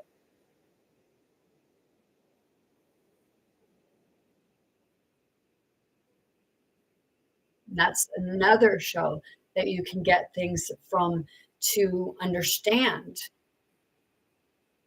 because it caused a lot of like just things that happen within the family, cause a lot of warping within the heart, the body, the mind, the soul, the spirit, physically, mentally, emotionally, and spiritually. And it may not always be something you experience, but something you've witnessed. Because not all trauma is caused by something you experience yourself physically, in that sense, but something you've seen. And that's why a lot of people, they say, well, no, I'm going to turn a blind eye. I'm going to mind my own business, because they're afraid of what would happen to them if they reacted to it. Everyone should keep their hands to themselves. I told the kids growing up, hands are for helping, feet are for walking.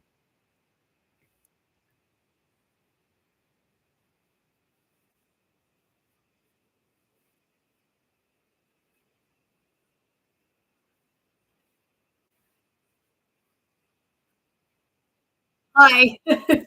Welcome from Winnipeg.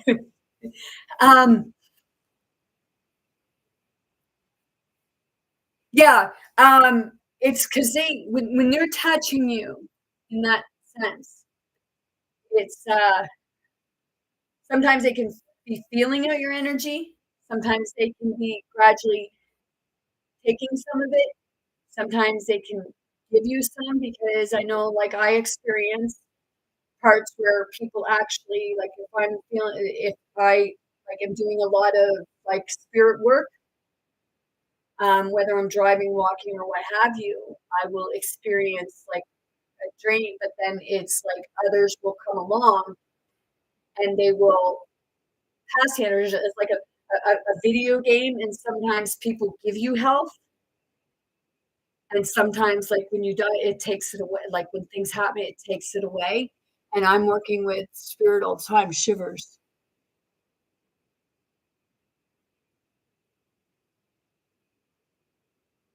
Yes, you will get shivers. It's because it's that shift in your energy. There's a shift in the frequency within you. Like, sometimes it's 'cause they're passing something on, or it's a part of that spirit that, and that's why when you feel somebody around you, if there's nobody there, you're actually experiencing a spirit, so it gives you that the shivers, or it gives you the hair standing up on the back of your head. It's because everything works on a spirit level. That's why my YouTube channel is called Spirit to Spirit, Teachings of Going Within Self, because spirit uses every one of us as a teaching tool. And sometimes being used as a teaching tool, it can feel like it causes conflict because others don't understand the spirit to spirit concept, because everything is spirit. You're just experiencing, uh, coming up as a physical body, which spirit can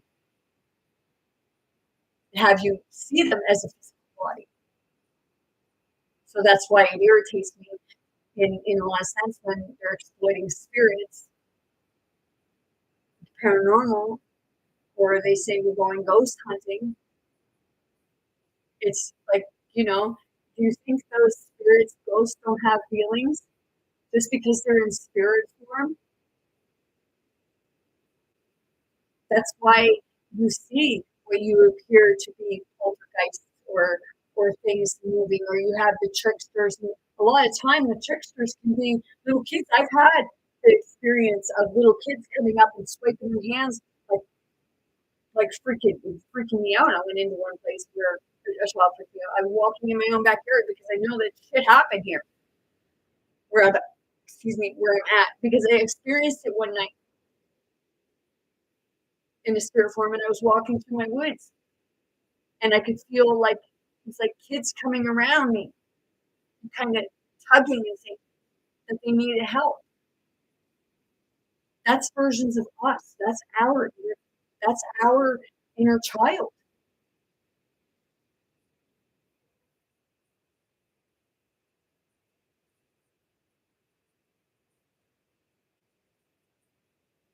Right. And when you get like different sensations, it's like, you say that spirits are always in your world, right? Well, how are spirits any more in your world than you being in the spirit world? Just some of us are aware that we're going and we're walking between the physical and spiritual world, spirit world. And it's not always necessarily about seeing that person in the physical aspect of it. Because, I had somebody say, it was just yesterday, they seen somebody there and they were watching them, and then they looked at me and they said, like, that person just disappeared. Like, where did that person go? They were there and then they were gone. It's because the spirit world showed itself, you've seen beyond your normal comprehension, which can be really fucked up sometimes. And it's, excuse my French, away. You're not, but it's not really French, Qu'est-ce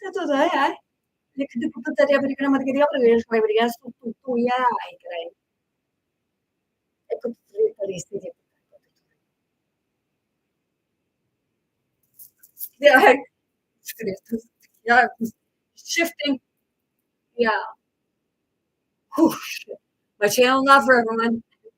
If you're coming into my channel and you're seeing this and you're wondering what the fudge just happened there, I express to people, go to my YouTube channel, Spirit to Spirit Teachings of Going Within Self, and read my description.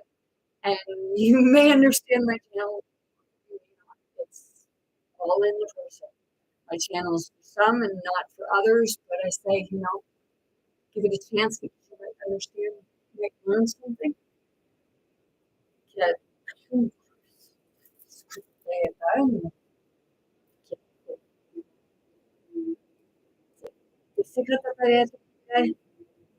I know that there's this a spirit being or what have you, somebody that just committed that has a spirit connection, and it's like you're trying to look at her, and I just felt that release. It's like I feel for you, I feel your pain, but it doesn't mean that I need to hear your pain. It means that the part of sorting through it. Thank you. Yeah, I want to see a crazy lady here. Go watch this. Like, had to be crazy. But, in the end, everyone would be perceived crazy if they really spoke the truth and got past the stigmata of it, the cross, like stigmata. It's like, you don't walk this way or talk this way, or you say this or you say that. We're going to put you in public's eye and we're going to burn you on the stake, or we're going to nail you to a cross. We're going to tell lies about you, or we're going to ridicule you. We're going to throw stones at you. But, I guess I'm going to say I prepared myself for the stone throwing because I used to play dodge rock. Have people throw rocks at me and I dodged them. Got hit a few times, but yeah, some people's crazy is another people's normal. I'll tell you right now, like, there's actually no such thing what is really perceived as normal. Because what really is normal, other than what somebody else perceives it to be, but it's not always their perception because everybody has a perception differently. They just want to fit in, whether they believe the same way or not. And that's the part of,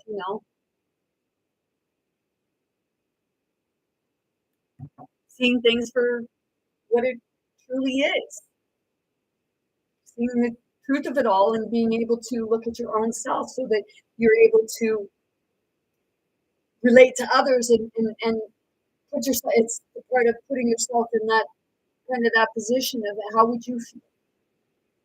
Because when you get a psychologist or what have you that looks at you and says, and how did that make you feel? Like, I don't know, put yourself in my position and then you tell me how it made you feel. Because you can't always describe how it made you feel in that sense. Because sometimes in certain circumstances or situations, there could be a lot of different feelings going on. And it's because there's parts of you, parts of your shadow, parts of your inner child, parts of your mother wounds, your father wounds, parts of your own, like, things that you're in conflict with about yourself, whether it be your sexuality, your spirituality, your religious beliefs, your medical beliefs, anything. It's the conflict within yourself. And it feels like it can be tearing you apart in many directions because it's like you don't want to stand out. But you've heard the saying that if you can't if you can't hide something, you make it stand out. And nobody should ever be feeling like they have to hide. Everything is about standing out, being your authentic self. Because when you're authentic, when you're being your authentic self, then you're being true to yourself. And I'm not talking about somebody that perceives themselves as being an asshole because they don't want to do the inner work. because the asshole is the one that's angry about everything. That's the Uranus. It's the bitter part. It's the angry part. And if you look in the stuff of what it said about Uranus and Gaia, in Mount Dorje, it's the heaven and the earth in conflict with one another.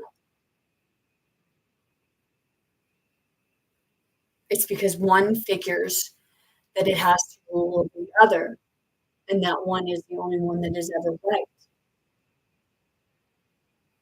Because you've heard the saying, God forbid. Well, it's that aspect of the father and mother that, in certain circumstances, step out of line, don't follow suit with us, or what have you, as a child. Or you're being torn between two aspects of parents, and I'm talking from the inner child right now.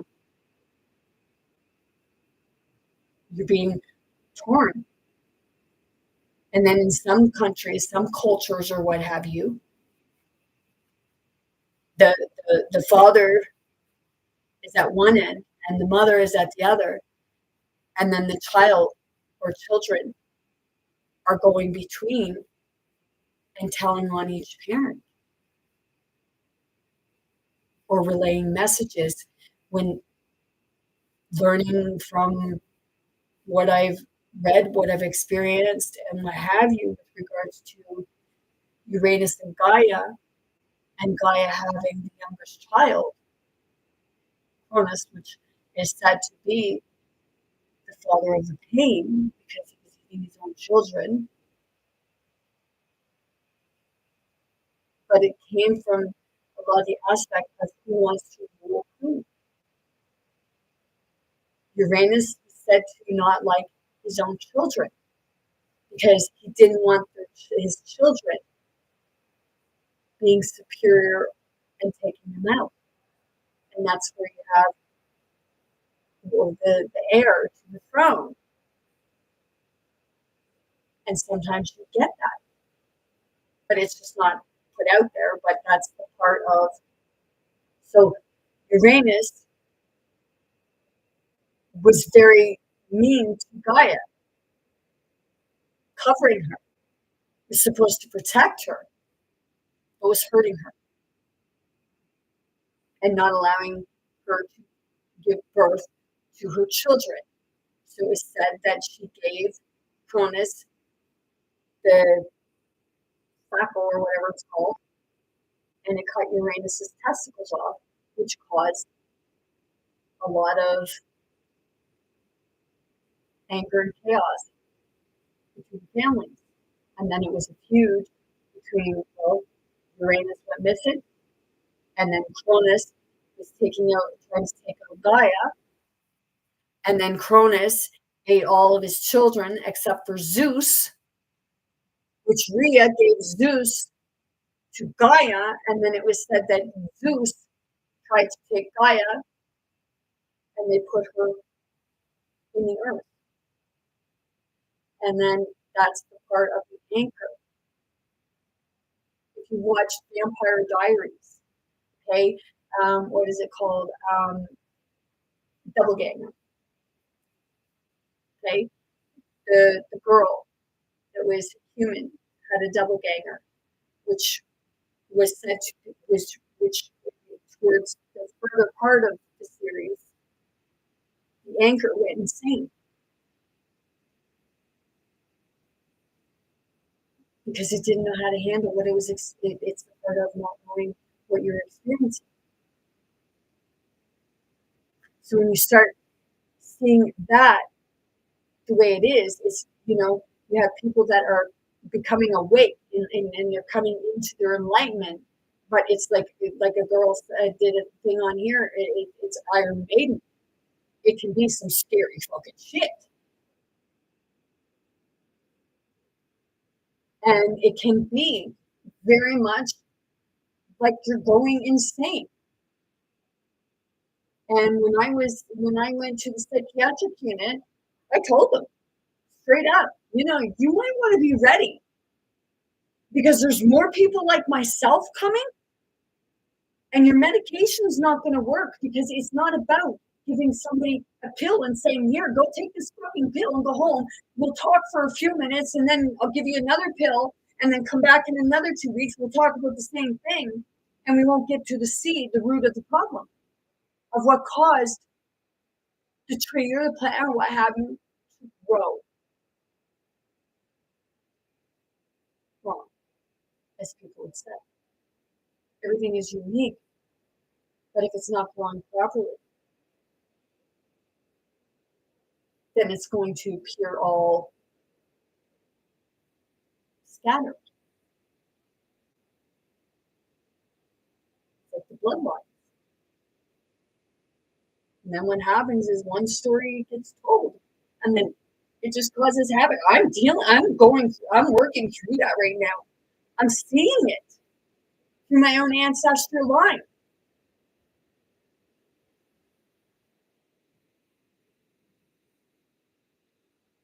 And that's the part of being able to put the pieces of the puzzle together, which is putting the pieces of yourself back together. It's like shattered glass, shattered mirror.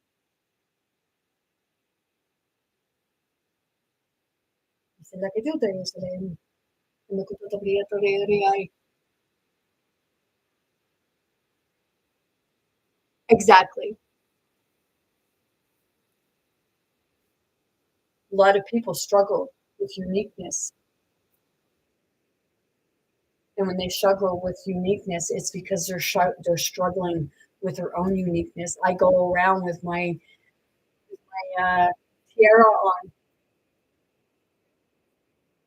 Some people they'll tell me they like it. Some will look at me strangely, but the way I look at it is, why is it not okay for me to wear that, which actually helps me to ground, as somebody going around wearing a cat tail, or somebody with like their whole body pierced or tattooed or with goth makeup on or anything like that. How is me wearing that tiara or anyone else wearing a tiara or anything else like that any different? When the royal family, okay, they wear their crowns or what have you when they're going to functions or what have you, or taking their pictures or what have you. But when they go out, what are the women wearing on their head? They're wearing a hat, are they not? And that hat represents the crown, whether people want to believe that or not.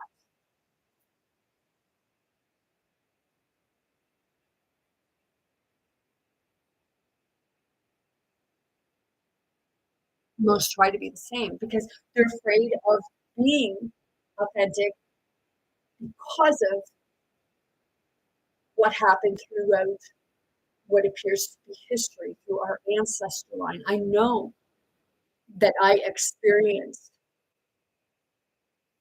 being burned at the stake.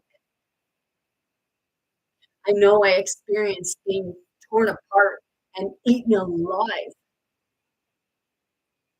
because I had experiences when I first started having my awakening after I had the experience of being raped in what I couldn't see, but was to me was like a spirit plane, the jackals, the coyotes, or what have you, and I could feel like when I was seeing them, I would keep going like this and covering my private parts because it was like I was feeling something nip at me, and it wasn't crabs or anything like that.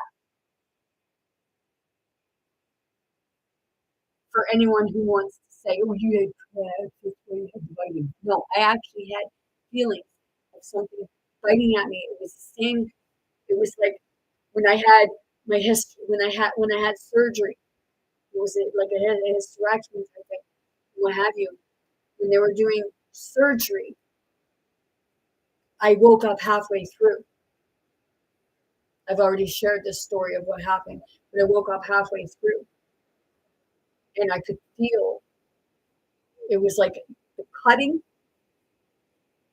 and the pulling out is tearing.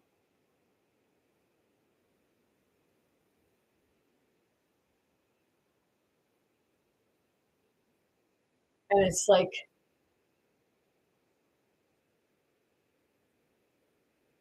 it's really messed up. And a lot of people would say that, a community that doesn't understand this, or a community that knows what I'm saying and know it to be true. But, if they didn't want other people knowing it to be true, myth part, then they would try to shut me down and make me, like, have people think that I was hysterical, no lunch. Or you need to put her in a straight jacket. And when I went over when I went over somewhere and I experienced it, a person locked in what appeared to be a back jail cell.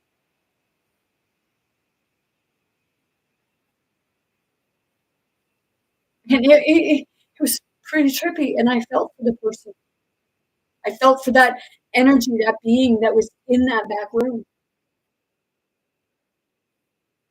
Because it's like feeling that, because when you've been there yourself before, or you felt like you were there. Because they say about Pandora's box. Pandora's box is the taboos that they don't want coming forward, which is the taboo of your own pain and hope, faith, and love.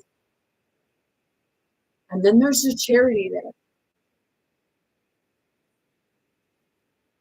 Your inner children, your inner child.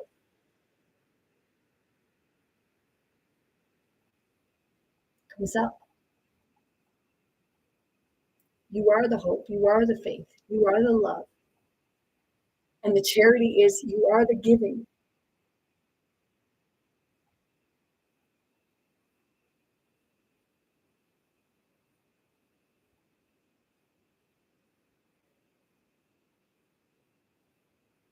And everyone is worthy. It's just finding that within yourself and not thinking that you're better than everybody else. And that, you have to bow to someone, or you have to kiss their boot, or you have to grovel. That's no. Nobody should ever have to do that.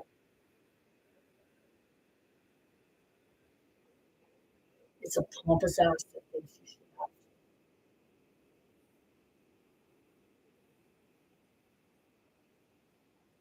The respect is the true respect for one another.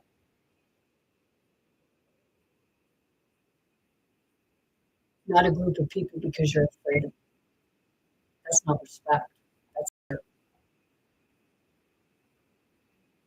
They demand respect and they use fear, but they still don't have the respect. They're only experiencing fear, which, sometimes they like that. But once you come out of that fear and you see your true self, your true divinity, your own strength, you begin to see their weaknesses of why they cause fear. It's because they're unable to connect within themselves. They don't want to look at themselves. So they just want to project it all onto everybody else.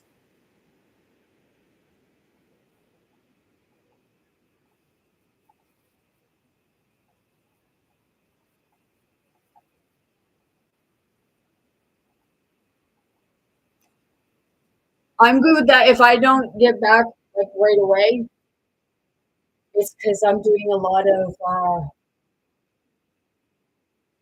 of spirit work in the energy field. But I'm going to figure out how I gotta figure out somehow to be able to allow guests, like people to come in and share their story, share their thoughts and feelings on how they see it. And it's not about arguing with one another. It would be about like explaining things of why you feel one way or another and being open to something different. So if you'd like to message, that would be great. But I ask people, don't message me and tell me I'm pretty or anything like that. Ask me how my day is, stuff like that. If you want actual spiritual work and conversation that's like a deeper, then I'm good with that. But I don't have time. It's not that I don't have. It's not the part of I don't have time in the aspect of that way as being rude, that I don't have time for people. But it's the part that when I'm doing this, I'm working for spirit. I'm working with spirit, and I was gonna say, and I'm a tool for spirit in ways because I'm here to help others understand different aspects of it, opposed to just like a little box.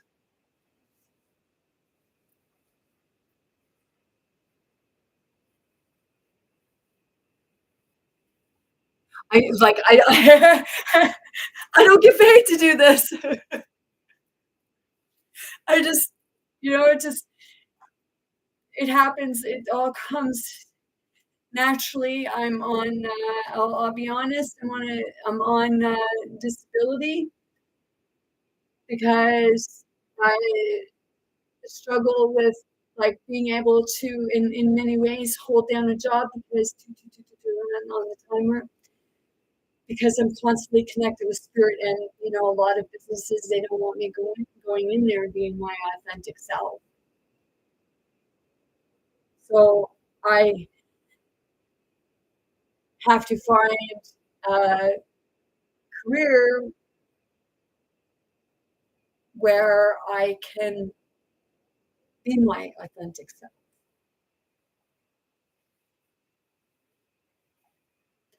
and not have others try to shut me down for it.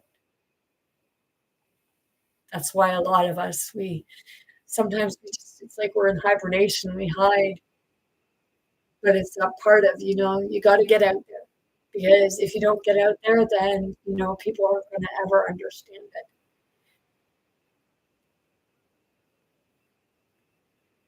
Yes.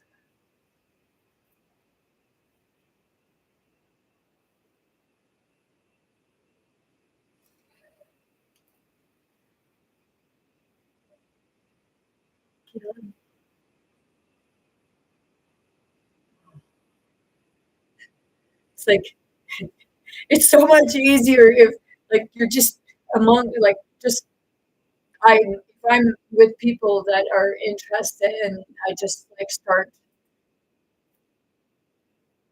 speaking, some people will get irritated, but I know that it's parts of their spirit that's irritated because it's like, who do you think you are? Like, why do you think people want to hear from you? Or some people, it's like if somebody else is getting attention because others are interested in what they have to say, then sometimes others will interfere. And when it doesn't, when I get that interference, it it cuts that connection off, and then those people will go away because it kind of broke it. And I have somebody that does it. I went somewhere last week and I was having a conversation with a woman, and then all of a sudden it was like they butted in the conversation. And when they came into the conversation, they twisted it negatively because they didn't like the conversation that was being brought forward. And it with that person that does that, it's like a lot of the problem is when there becomes a jealousy, and I see it, and it's because that person is capable of the same thing, only because of their past experiences when they were being their authentic self in that sense.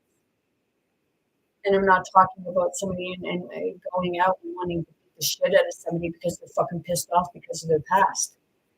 It's like you're going to beat the shit out of somebody that you don't even fucking know, or you're beating the shit out of somebody that you say you do. Like, I'm not saying they do that to me. I'm using like what happens when people can't be authentic in that because they're so set in their past as who hurt them that they don't care who that person is because they were hurt in their past. They're going to hurt anybody and everybody. And that's the part where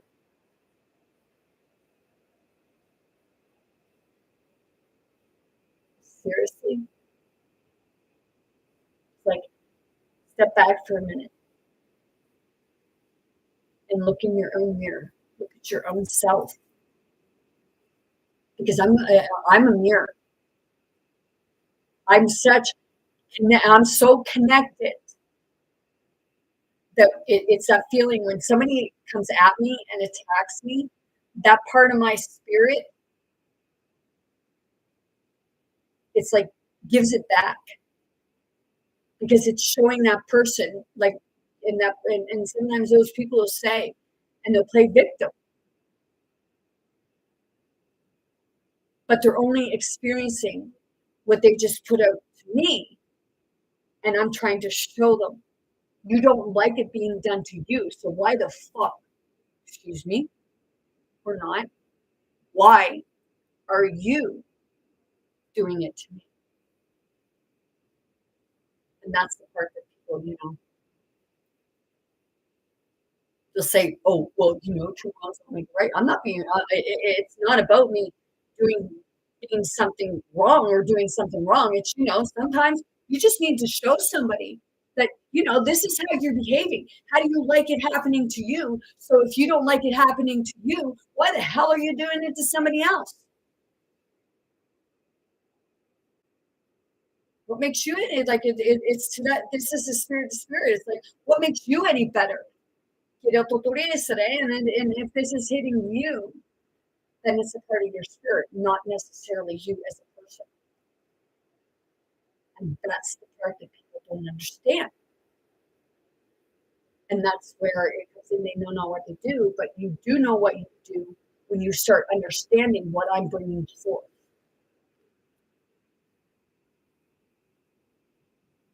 And when you're talking about it, different things, then you understand the things a little bit, but sometimes you're still trying to wrap your head around it because I know other people that they're experiencing things, but it's that part that I just like that can't be happening. That just it's like they just want to dismiss it, and it's like no, don't dismiss it.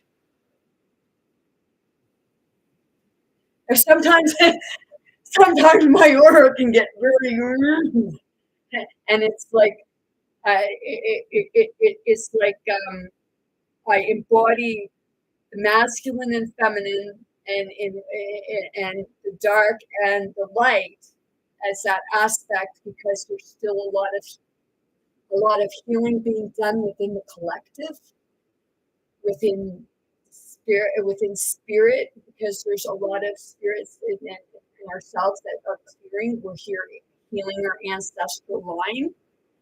So because I get people that come in and they say like you get so aggressive I can't do your channel, but that's the parts of the collective that are speaking up because you're experiencing your pain and people tell you have no, like don't say anything about it, don't want to hear it,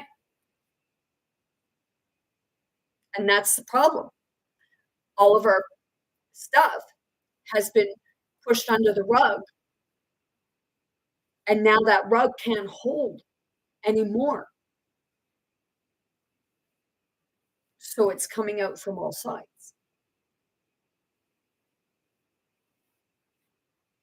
because it never gets worked through.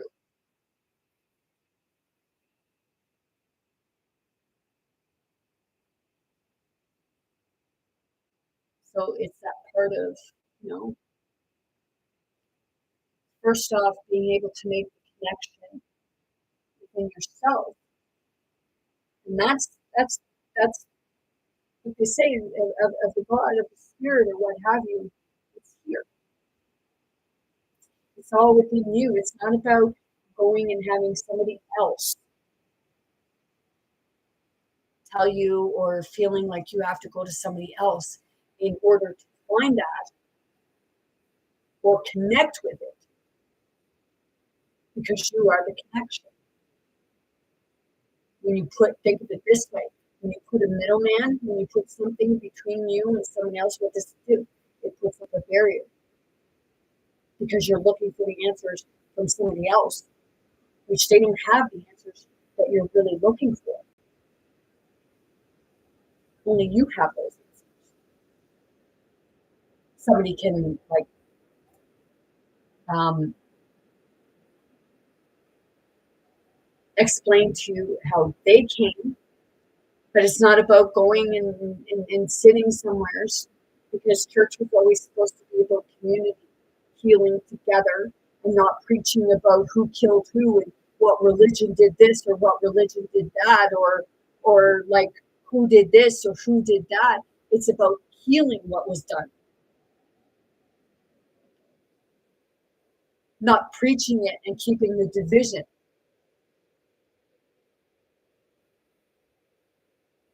I said, I have different stuff here that represents different parts of religion or spirituality.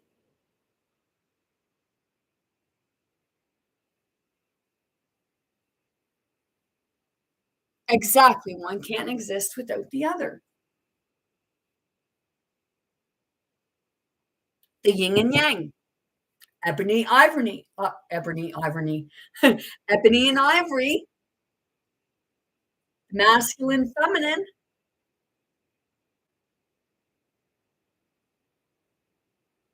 You know, it's the two spirited. I know that from looking through my own ancestry line. I know I know where things are. I may not look one way or another or what have you, and people may perceive me as like, who the fuck do you think you are talking about this stuff? What do you know? Well, I'll tell you something. I know that there was a rumor that had it that an indigenous person scalped one of my ancestors, and that's what was said, but it actually wasn't. But it caused a lot of fucking conflict.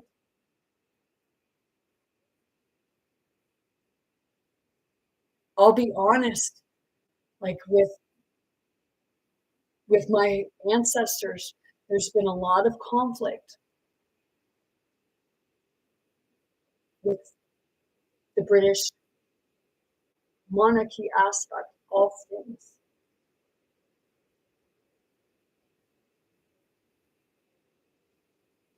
And I felt that right there. But I'm telling you right now, I know that I have like in my lineage, I also have British.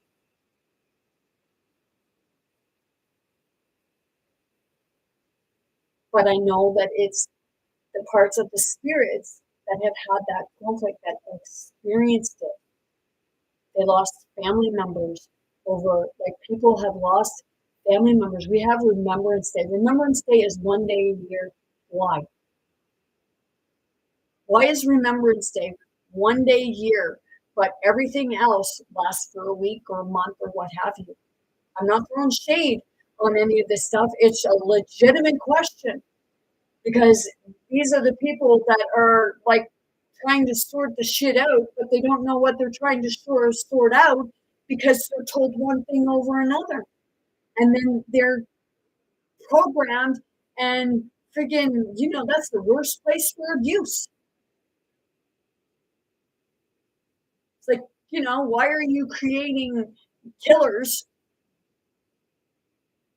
when we're supposed to be teaching peacekeeping? But it's all about, like, different divisions. They want to have their, you know, it works either way. Either the women want to have their tits out and poking high, or the men want to have their penises cocked in the air saying, let's fire.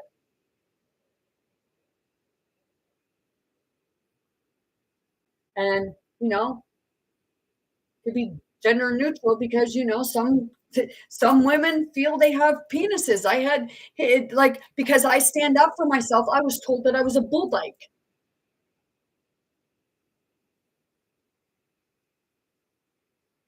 I just got asked, have you ever been with women? Yep. And I put on one of my things. But it doesn't mean that I want to be in a relationship with a woman. And it doesn't mean that I want to do it now. It's something that I went through my journey.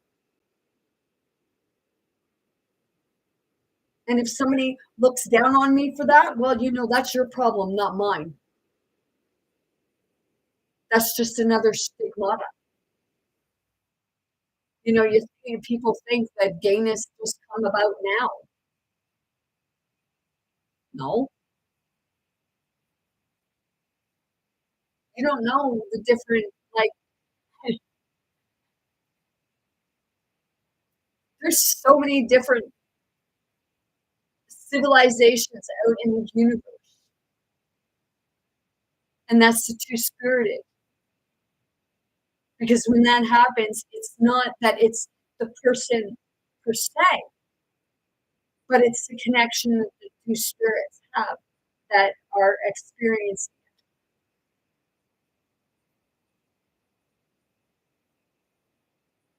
So when we throw shit at other people,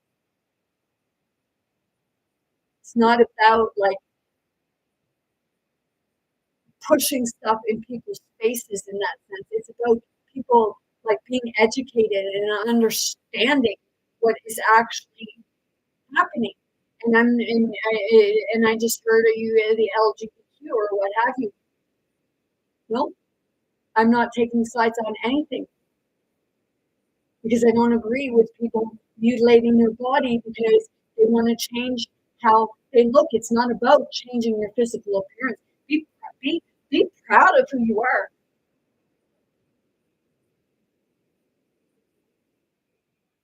And then just knowing that it's okay to be two-spirited, taking on the role of a feminine or a masculine, but it's finding the balance between the 2. When you find the balance between the 2, then you find the rest starts to fall into place physically, mentally, emotionally, and spiritually.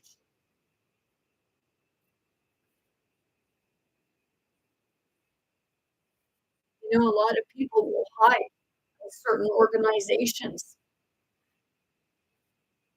but they'll spiel off about things that are wrong, but they're being very hypocritical because they're doing it themselves.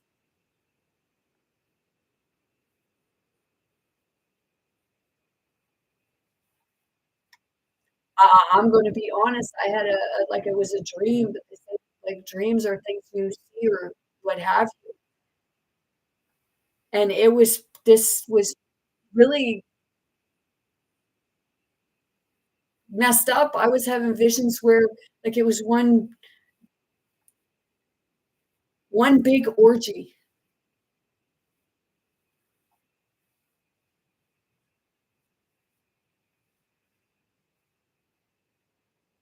and they were covered in blood, and, I just got that, there was a part of a spirit that kind of wanted to laugh,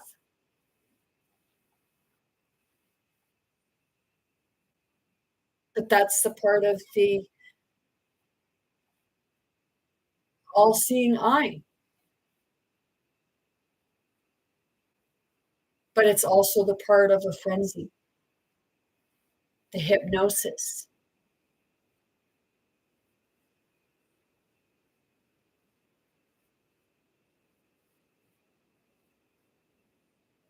And I know, like I'm telling you right now, my channel goes deep. And that's why I say that my channel is not for everyone. Can be pretty Iron Maiden.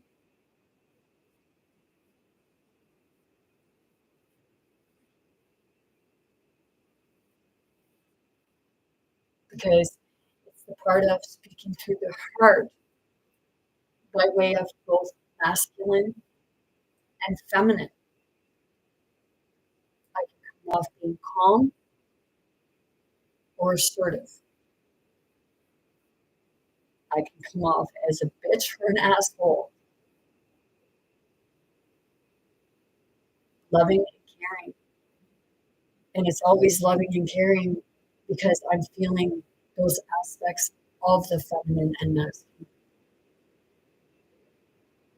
And other spirits speak through.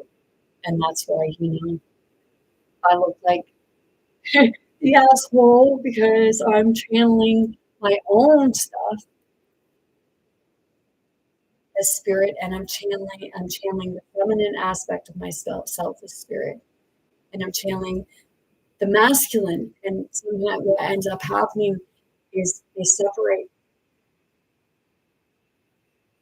and that's where you get either you're so far in your masculine or you're so far in your feminine, and then there becomes a conflict with the opposite sex in that sense.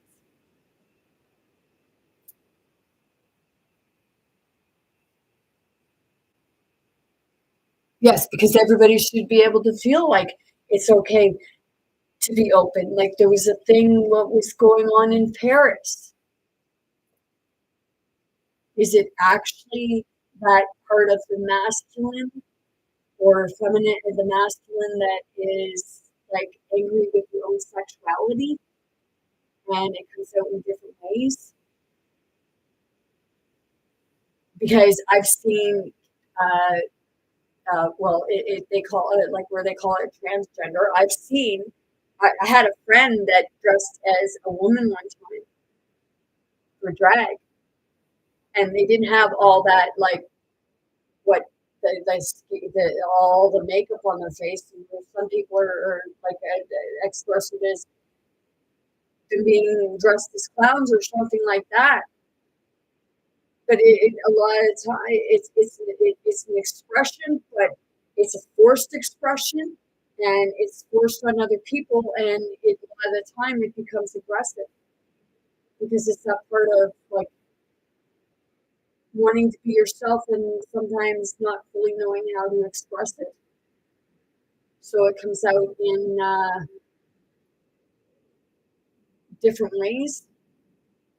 But this friend of mine dressed as drag, and I'm telling you, he would have passed as a woman. And he didn't go have his penis chopped off. It's not about having your parts chopped off or taking different hormone supplements because you're hurting your body physically, mentally, and emotionally, and even spiritually in ways. And I mean, 44244 on the timer, and it's like, I'm not throwing shade on you because I'll tell you right now, anyone that says of the opposite sex that says that they don't have fantasies of being the opposite sex, you're full of shit, and that you can tell me that you don't till you do the face, but it has crossed everyone's mind, whether it be a second thought.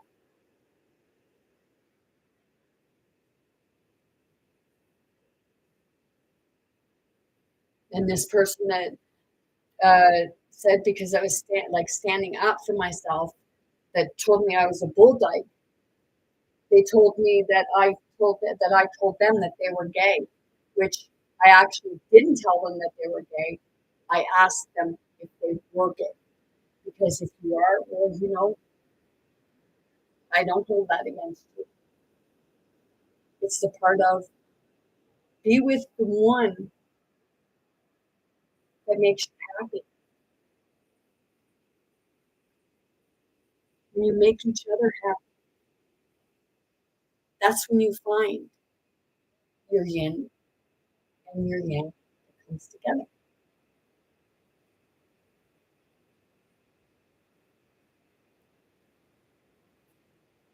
It's a stigmata that tells people when you gotta be with these people, you gotta be with those people. Because I'll tell you right now, if you think that that wasn't being experienced, oh, it was. And that's where jealousy comes in.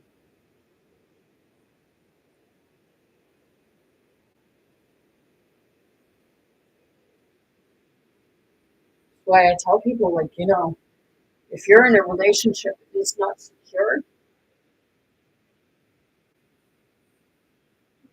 don't go looking elsewhere in third party situations.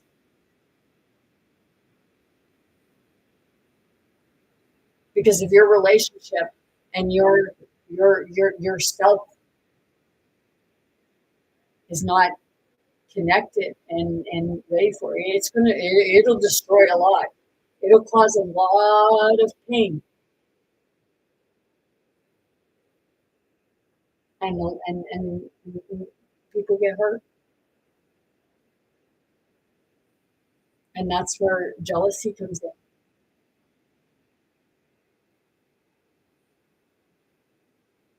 My channel's all over.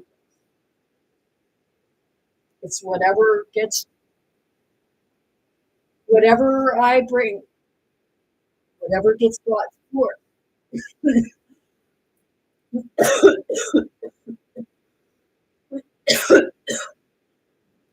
Okay? Excuse me a second.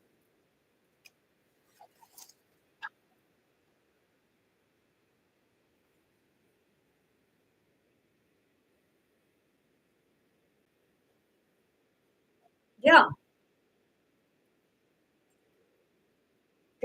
Some people say, "Oh, get over it." I have somebody that tells me when they do something, or I bring up something from our past or what have you. It's like, get over it. And when I say about the collective has a beef with this person, some in the collective has a beef with the person. It's like, tell them get over it. It's like, seriously? You tell me to get over things. You tell the collective to get over things, but yet this person doesn't get over nothing. That's where it becomes hypocritical. And that's where it was said about the hypocrites. And a lot of them hide within systems.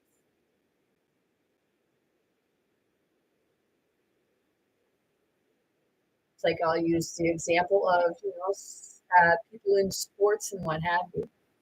They go on these commercials and they're advertising all this like fast food that's not good for you and stuff like that.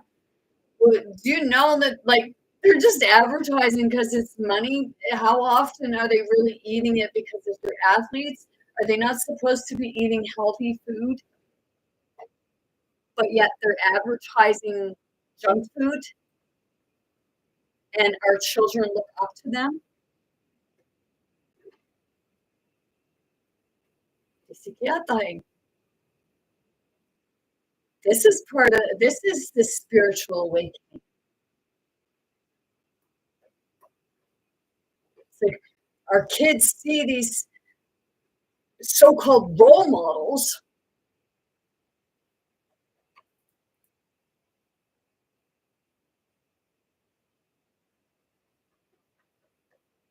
and a lot of them aren't like appropriate role models because the pageants, stuff like that. Oh, you got to be beautiful in order to succeed in life. On Cinderella, the 2021 Cinderella, you had the stepmother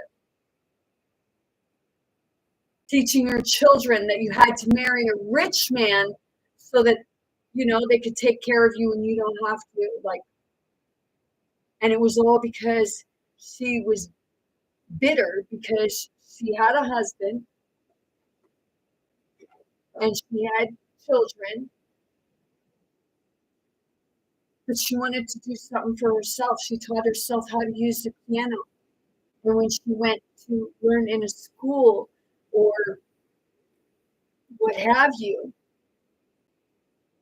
when she come back, her husband left because she wanted to have something for herself. She didn't want to be a maid for somebody else. She didn't want to be home all the time. And that's where you're getting, like, I was seeing this, like, the parts of when they were having that Women's Day, of, like, about not your doormat and your maid or anything like that.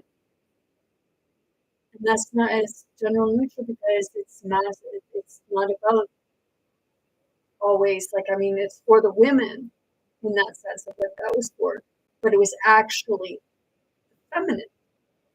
So it worked whether it be a male feminine or a female feminine. And it was about the families coming together, everybody coming together, whether they were in a male body or a female body, and saying, hey, we understand. Some will say, oh, well, a woman can't build houses, or women can't do electrical work or something. Fuck, they can't. That's a stigmata. There are women that can lift just as much as a man. Just because they're built differently doesn't mean that they can't lift more or lift equal weight sometimes. I had like a few times I was lifting heavy things and I had a man come up to me and say, oh, well, here, let me take that for you. Like, no.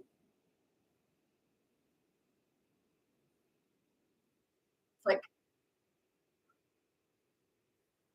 really?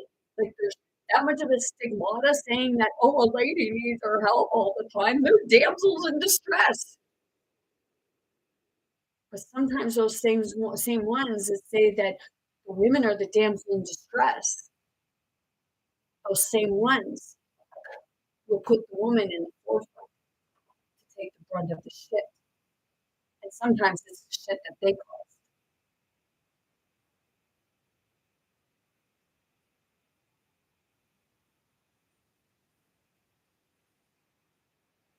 So I've been on here 2 hours and 53 minutes, and the time went fast. It's only 8:46. Holy crap. I was thinking, like, I'm going to look down, and it's going to be like 10:30, so I don't know what time I come on here. So if it's almost 8:36, well, I suppose I come on at, I think it's still daylight. What the heck?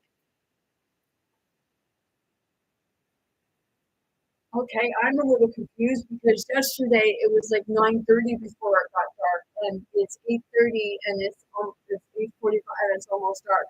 Things aren't making sense. One time I looked at the clock. I even have it written down. I looked at the clock, and it was saying one time, and then a couple minutes later, I looked at it again, and it was like 2-3 hours in the difference. Like what? Like, and that's the part of the awakening, coming to the realization of this stuff.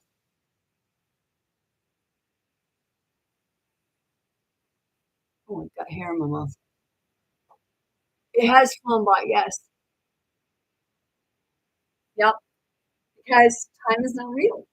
It's an illusion. I mean, we live on a time schedule, but there's some countries, some places. I was watching like different things of it, and they don't live on time because like time is illusion. Time is what stresses us. It's like you watched Alice in Wonderland. Alice in Wonderland. The white rabbit. I'm late. I'm late. I'm late for a very important thing. I'm late. I'm late. So it was like, running, and you're like running around like a chicken with its head cut off. You're either I'm late, or I gotta hurry up and wait. I gotta hurry up and be there so that I don't miss the appointment. But then you're left waiting for like shit calls time, especially when you go to your doctor. You have a set time. Some people they do those phone calls now. Something didn't like what I just said. You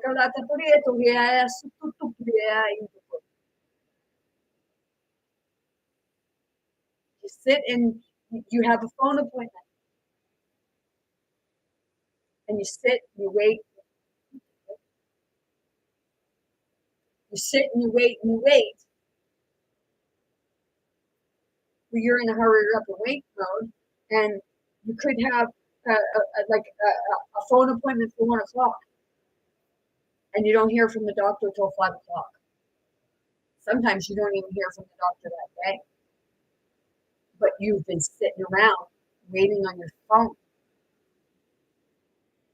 How is that right? Because it creates stress, it creates anxiety, it creates a not easy, which when that creates that, it makes you feel sicker. Not only does it make you feel sicker, but you become sicker because it changes within the body. And that's where your body becomes a disease. And I understand that before when people were saying it, it's like disease. Well, that's like this or that. But disease is actually the disease within the body, which when it's a disease, it flares up certain things within yourself. So it causes a reaction.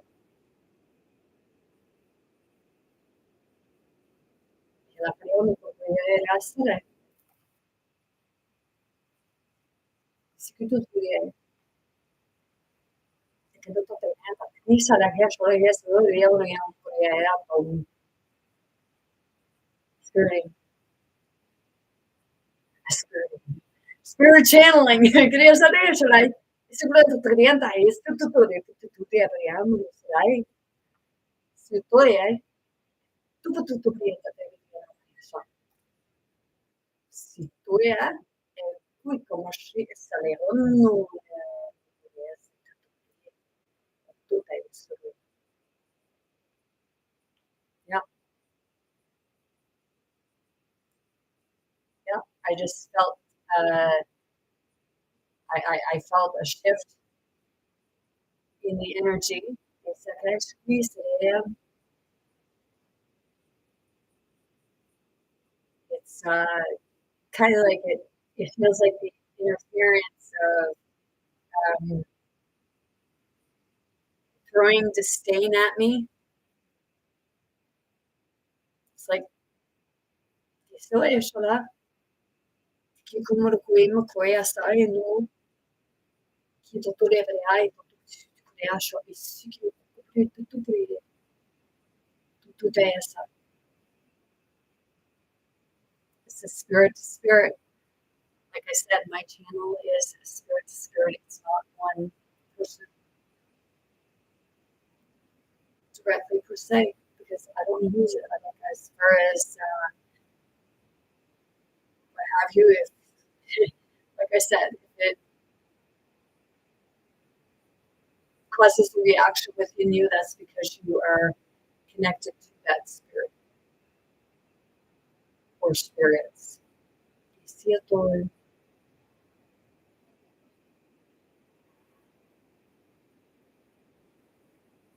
I know I'm meant like in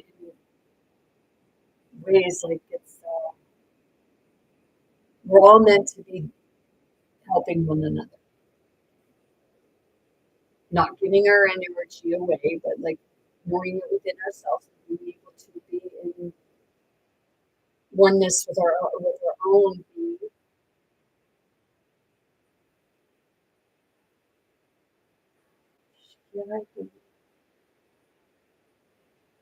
And then that's when we start being able to help others.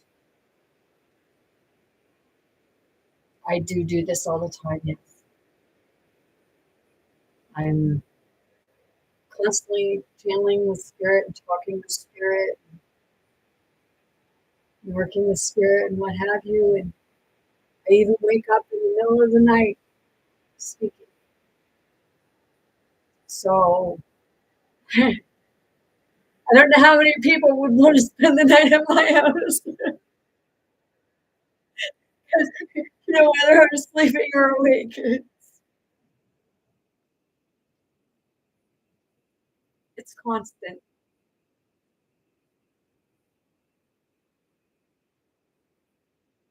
It's that part of knowing that you're never really alone, that there's always someone there, whether they're in physical or the spirit consciousness. Something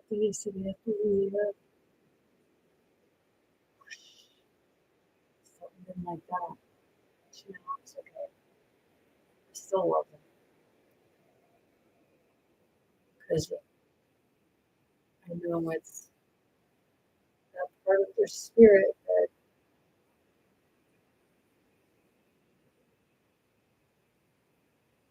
can yeah.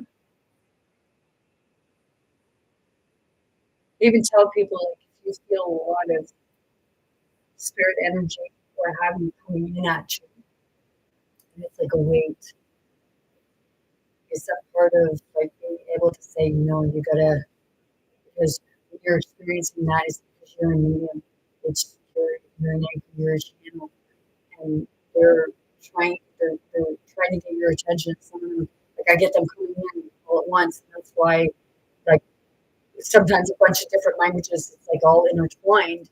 It's because everybody's speaking at once. It's the native tongue, the different tones that are all combined into almost like one language.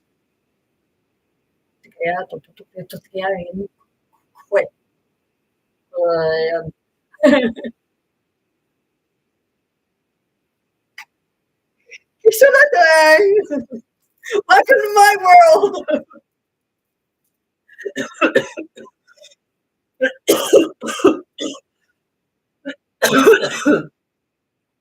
Jag står. Jesus Maria, sunnuta Siriasa, Ishvara Hesidio, Hemkoya, Tain, Tui. Yeah,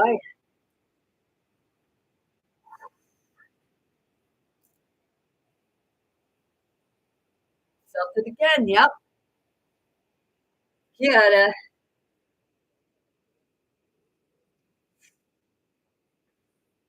Right now, I'm experiencing a lot at points that come at me, and that's okay because I know that it's like maybe it is personal to me, but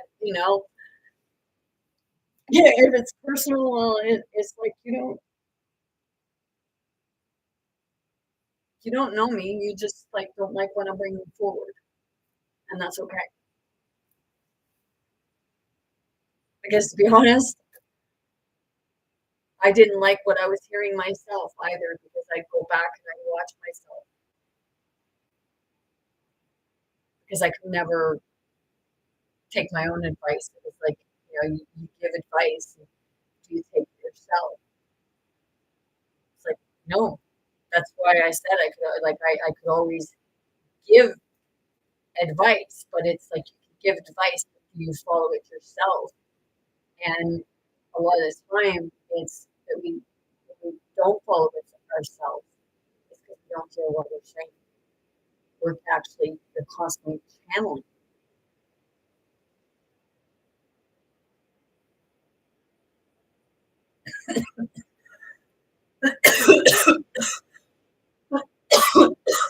There,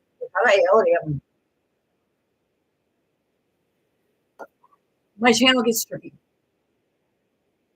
Yeah, yeah. It's I'm constantly. It's like I'm always. A lot of the time I'm moving energy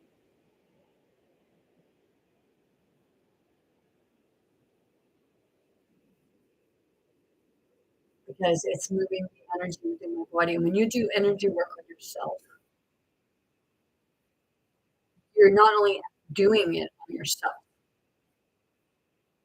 I said, you're doing it on other parts of yourself, your ancestral line. So it's the part of when you're healing yourself, you're healing others. I was going for healing, but I could heal myself, but I was going for healing. And then it was like, I can do this myself, but it's sometimes it's the parts that I trust this person, everything good. But sometimes it's the parts of, you know, um, giving like giving one hand and receiving the other. Back in 2021, I was staying in my trailer. I was experiencing the energy coming in. So I was experiencing it. It was like holy shit, man! Like and my mom in the spirit world, in the spirit realm, and my ancestors and stuff like that. I was like, Tara, it's okay, just let it go. But I was feeling. It was like you feel energy coming in one hand and then it's going out the other, and it's like holy shit, man! And we all like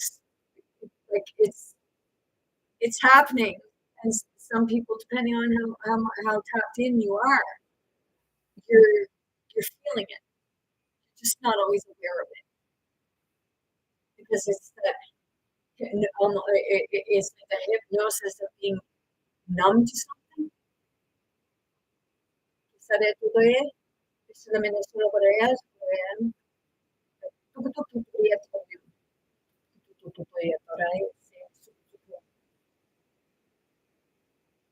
so, oh shit,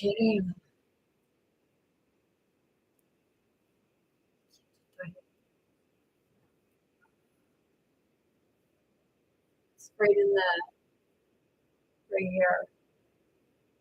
It's like you feel that like thrown at you. And when that happens, I don't throw it back.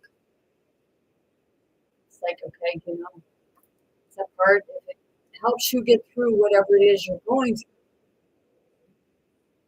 I'm not going to throw it back because, doing that, it just creates that karma of a physical assault. Like when I go toe to toe with somebody,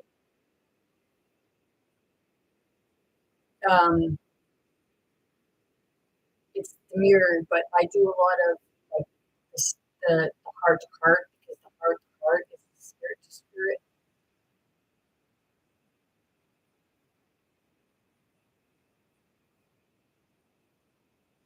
Because things get stored in the brain because you see it, but you feel it here. So all that pain, it can be pain and it can be joy. It all sits here. So you can actually connect with both the happy parts, and then you connect like the light parts, and you connect with the shadow parts, because that's where you're healing the shadows within yourself. So you're healing the heart.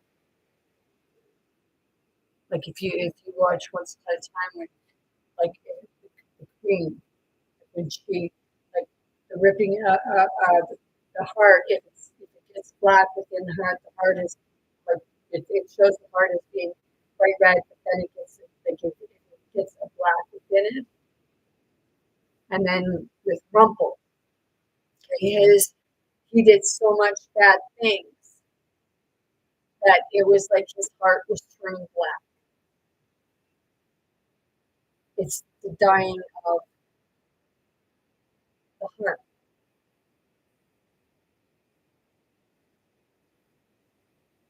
And when they say like unfinished business, that's what we're experiencing. And as we see it and work through it and heal through it,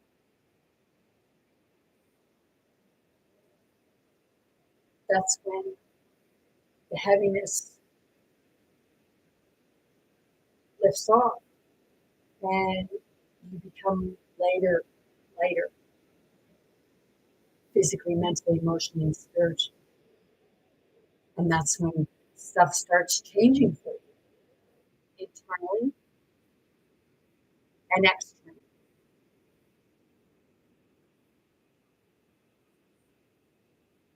Wow. Yeah, cool. Yeah, well, no essere tutto per tutto there. Let's see. I'm gonna put this on for a sec. Does it work? Oh yeah. No, like I don't feel shame wearing that, but I do feel the throws and people thinking that when I'm wearing that, I feel like I'm better than everybody else.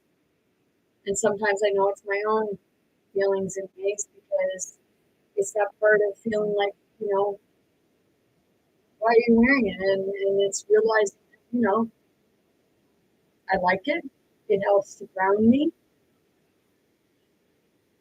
And it's that part of being free to be your inner child because like I said, everyone is a princess and everyone is a prince. Because, if they say that the father, well, it wasn't just one that was the father of the child of the father or mother. Just that may have been one of the ones that was brave enough to step forward and show their authentic self. And people weren't used to it.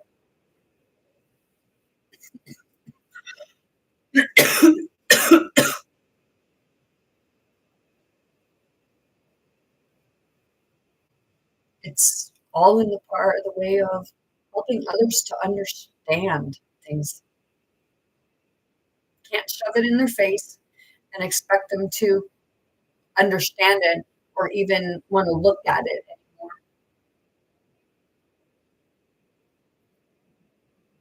So part of like a lot of times some people just you don't want to hear what other people have to say. And that's the programming. Because this is how we grew up.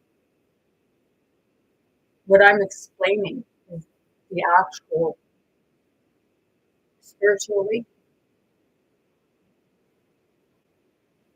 spirit awakening, awakening to spirit.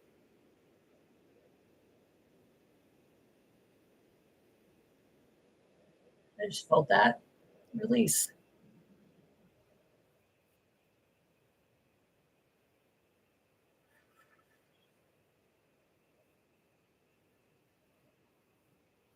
Like I said, it's not about a bowing to anything like that.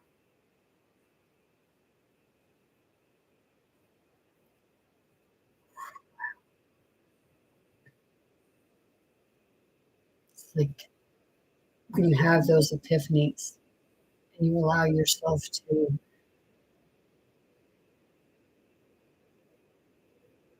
be you, you feel the release. And when you feel the release, what that is, it's the expansion of your consciousness. And when your consciousness is expanding, like I said, you're expanding the consciousness of the whole, of the oneness.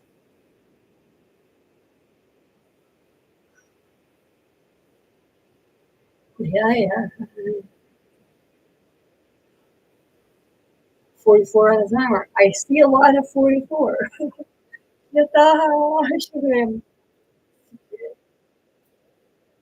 Yeah.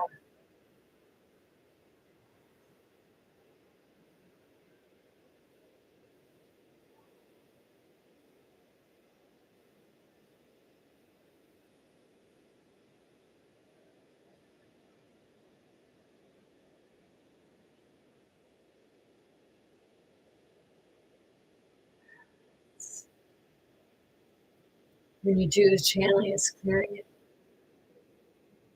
So it's like moving.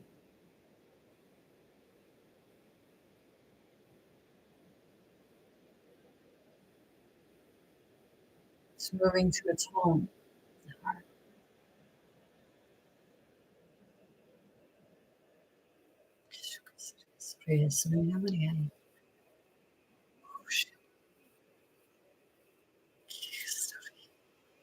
Right now, I'm making the connection connected with the back here, and it's traveling up into the crown chakra to have like the release. It can feel like a pressure sometimes.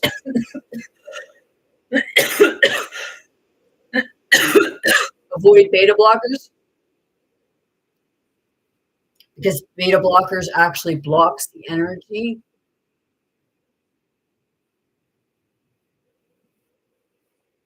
Might feel like it helps temporarily with pain, but it's only like it's giving that numbness. And what you really need to be doing is moving the energy opposed to making it stagnant because it can create like an arthritis effect because every pain, like the pains that you have within your body, it's energy within your body. And that's why, like I just said, I can feel energy being thrown at me. So I had an injury, and what they do is they attack the weakness, the weak spots within you through energy. That's probably why they keep your medical records, because then they know. Secreto Toye, it's like keeping records. So when they hit me here, it's like in 2000, like I went unconscious, so it hit my brain. I had because I was in a car accident. So I had a lot of injuries from that. A lot of it was within the brain. I had impaired cerebral metabolism, which was the lack of oxygen and glucose getting to my brain. So I started going unconscious and in catatonic states because the flow wasn't going properly. So I start going unconscious. And when I go unconscious, I get more of a brain injury because my head would smash into the floor. And then in 2019, I went unconscious and the whole left side of my body slammed into the floor, which folded me in half and caused me to start spitting out blood. I know that I'm pretty sure I had an embolism, and whether it was from part of the rib, a bone, or clot or something. But I was in the emergency room and I was telling them about it. I was telling them that I don't feel good, like there's something going on. And they said, "Oh, well, you're just having anxiety. Just breathe." And I just looked at them. I am fucking breathing.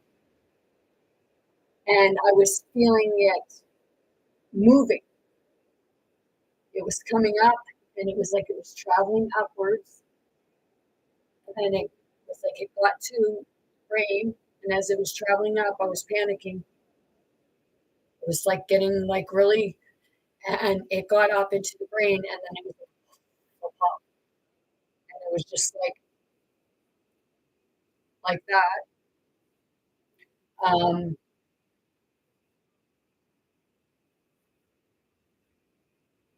so it caused a lot within my body, especially like this whole side. I know that it was like it busted a collarbone or something because I couldn't hold my head up. I didn't even want the ambulance coming because every time I went to the ambulance or I went to the hospital, I got treated like I was fake because they went by my medical records.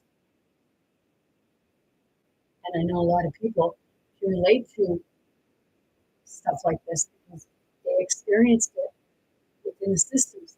But then I got energy blockages, which after that happened, what ended up happening, it was like I was suffocating from the inside. My body was squeezing in on itself. I was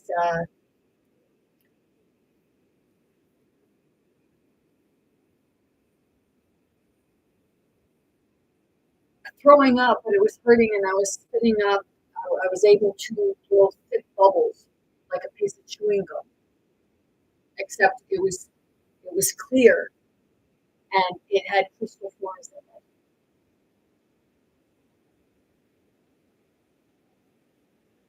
So it was that I was it was the energetic attacks because when you are enlightened, there are energies, beings, spirits, even like physical people that will attack those blockages because it's that suffocation, to suffocate. When we had a lot of what was going on, like I know, like to put an oxygen, it really irritated me. It would because they had it on before, and it irritated me. It felt more like it was suffocating.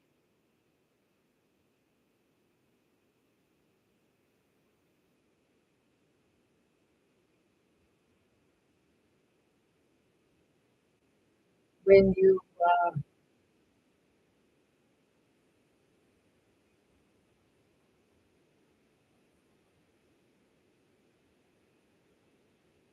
when you come to realizations of this stuff, and then you realize that you are capable of healing yourself, that's when you truly see the systems, the programs, the manipulation, the hypnosis, however you want to look at it. And then when you wake up to spirit, that's when you see the true healing, the true medicine.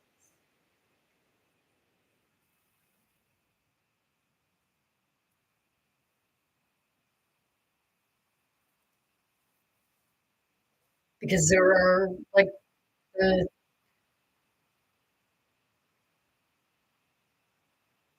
ancient times, that's what they were using, natural remedies.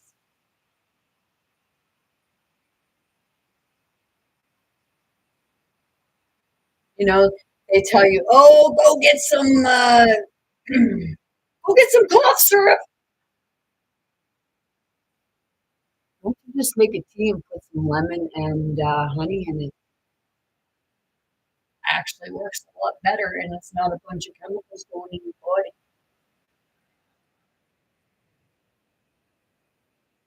Our immune systems are low because we're cut off from spirit. We're cut off from, we have a spirit, right? So if we're cut off from spirit, we're not cut off from ourselves.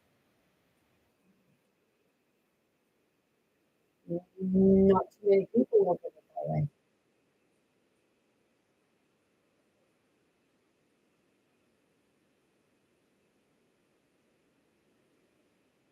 Divinity, dive into the Trinity.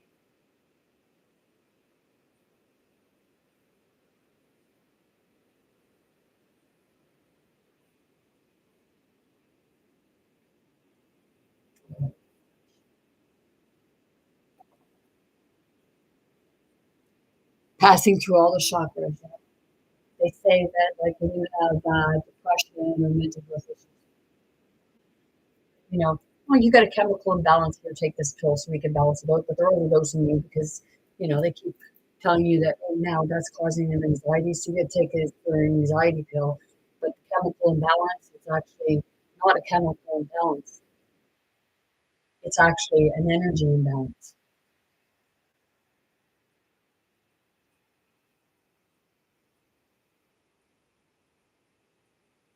The chemical imbalance well, when they say that would be in the brain, but an energy imbalance is like you set the chakras. It's coming out the center, balancing the two out. You're balancing out the masculine and feminine because right now it's like if you're not balanced, then it's the masculine and feminine that are kind of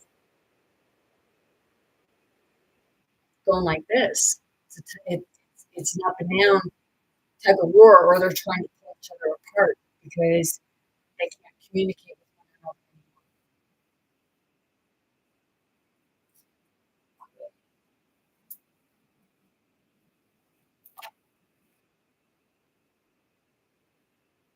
anymore. Exactly.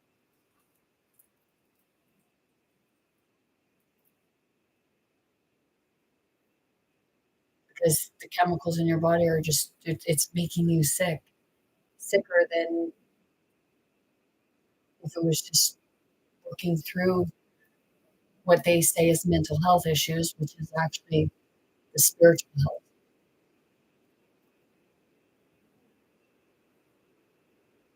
spirit health, the health of the spirit.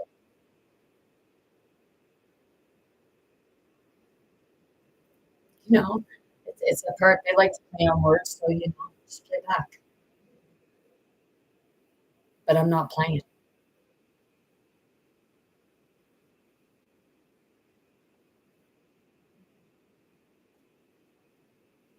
Oh crap! Look at my shit. Just yeah, yeah. Done.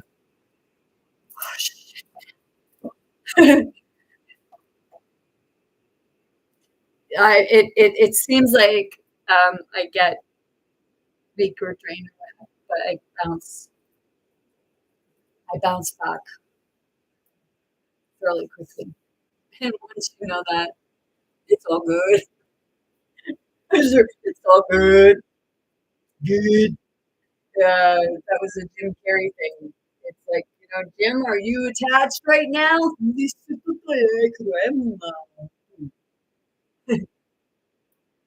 So, ikare, ushaleherayakun,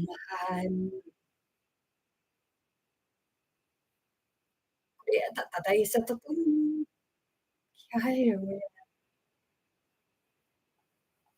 whoa. Yeah.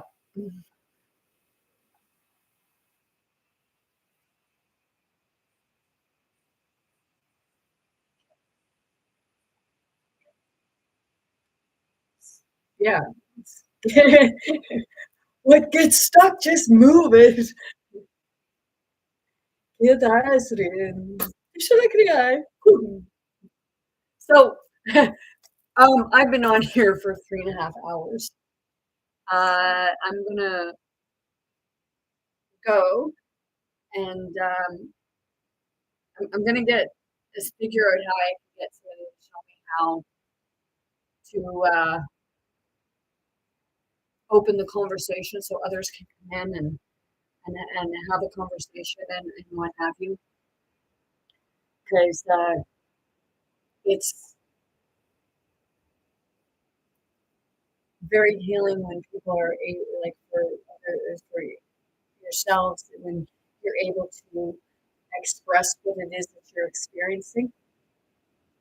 Somewheres where it's able to be expressed in a healthy way, and it's not that part of feeling like you're judged because you're saying something that most people would think that you were out to lunch for. I have someone close to me that just the other day they were explaining something to me, and they were trying like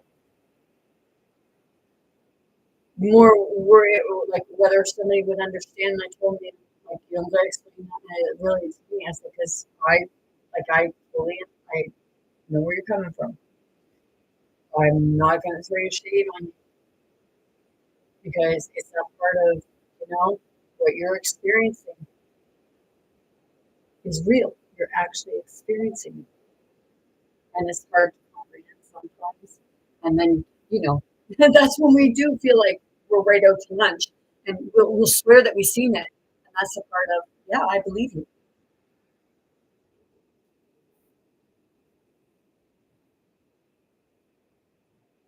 So, kita no shalasa no comes. Yep. With that being said, I'm gonna leave it at that, and I'll try to get on again this weekend. Spirit just, it just, everything just kind of comes to me, and I just come on randomly. I don't have any set time, and I don't have any set conversations. It's just, wherever, like I said, spirit takes me.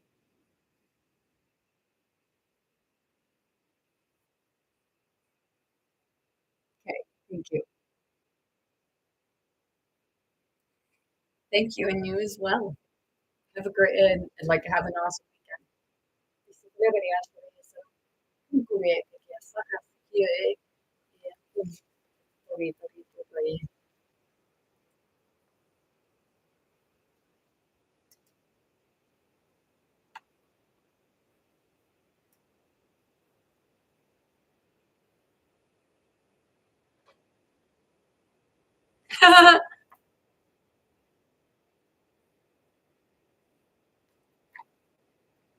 I look at one of my stone cutters, hammering away at the rock, perhaps 100 times without as much as a crack showing in it. Yet, at the 100 and first blow it, first blow it would split in two, and I knew it was not the blow that did it, but all that gone on before. So it wasn't, it was all ever, it was working at it.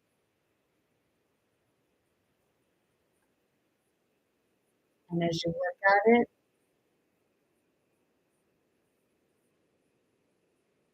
it starts to,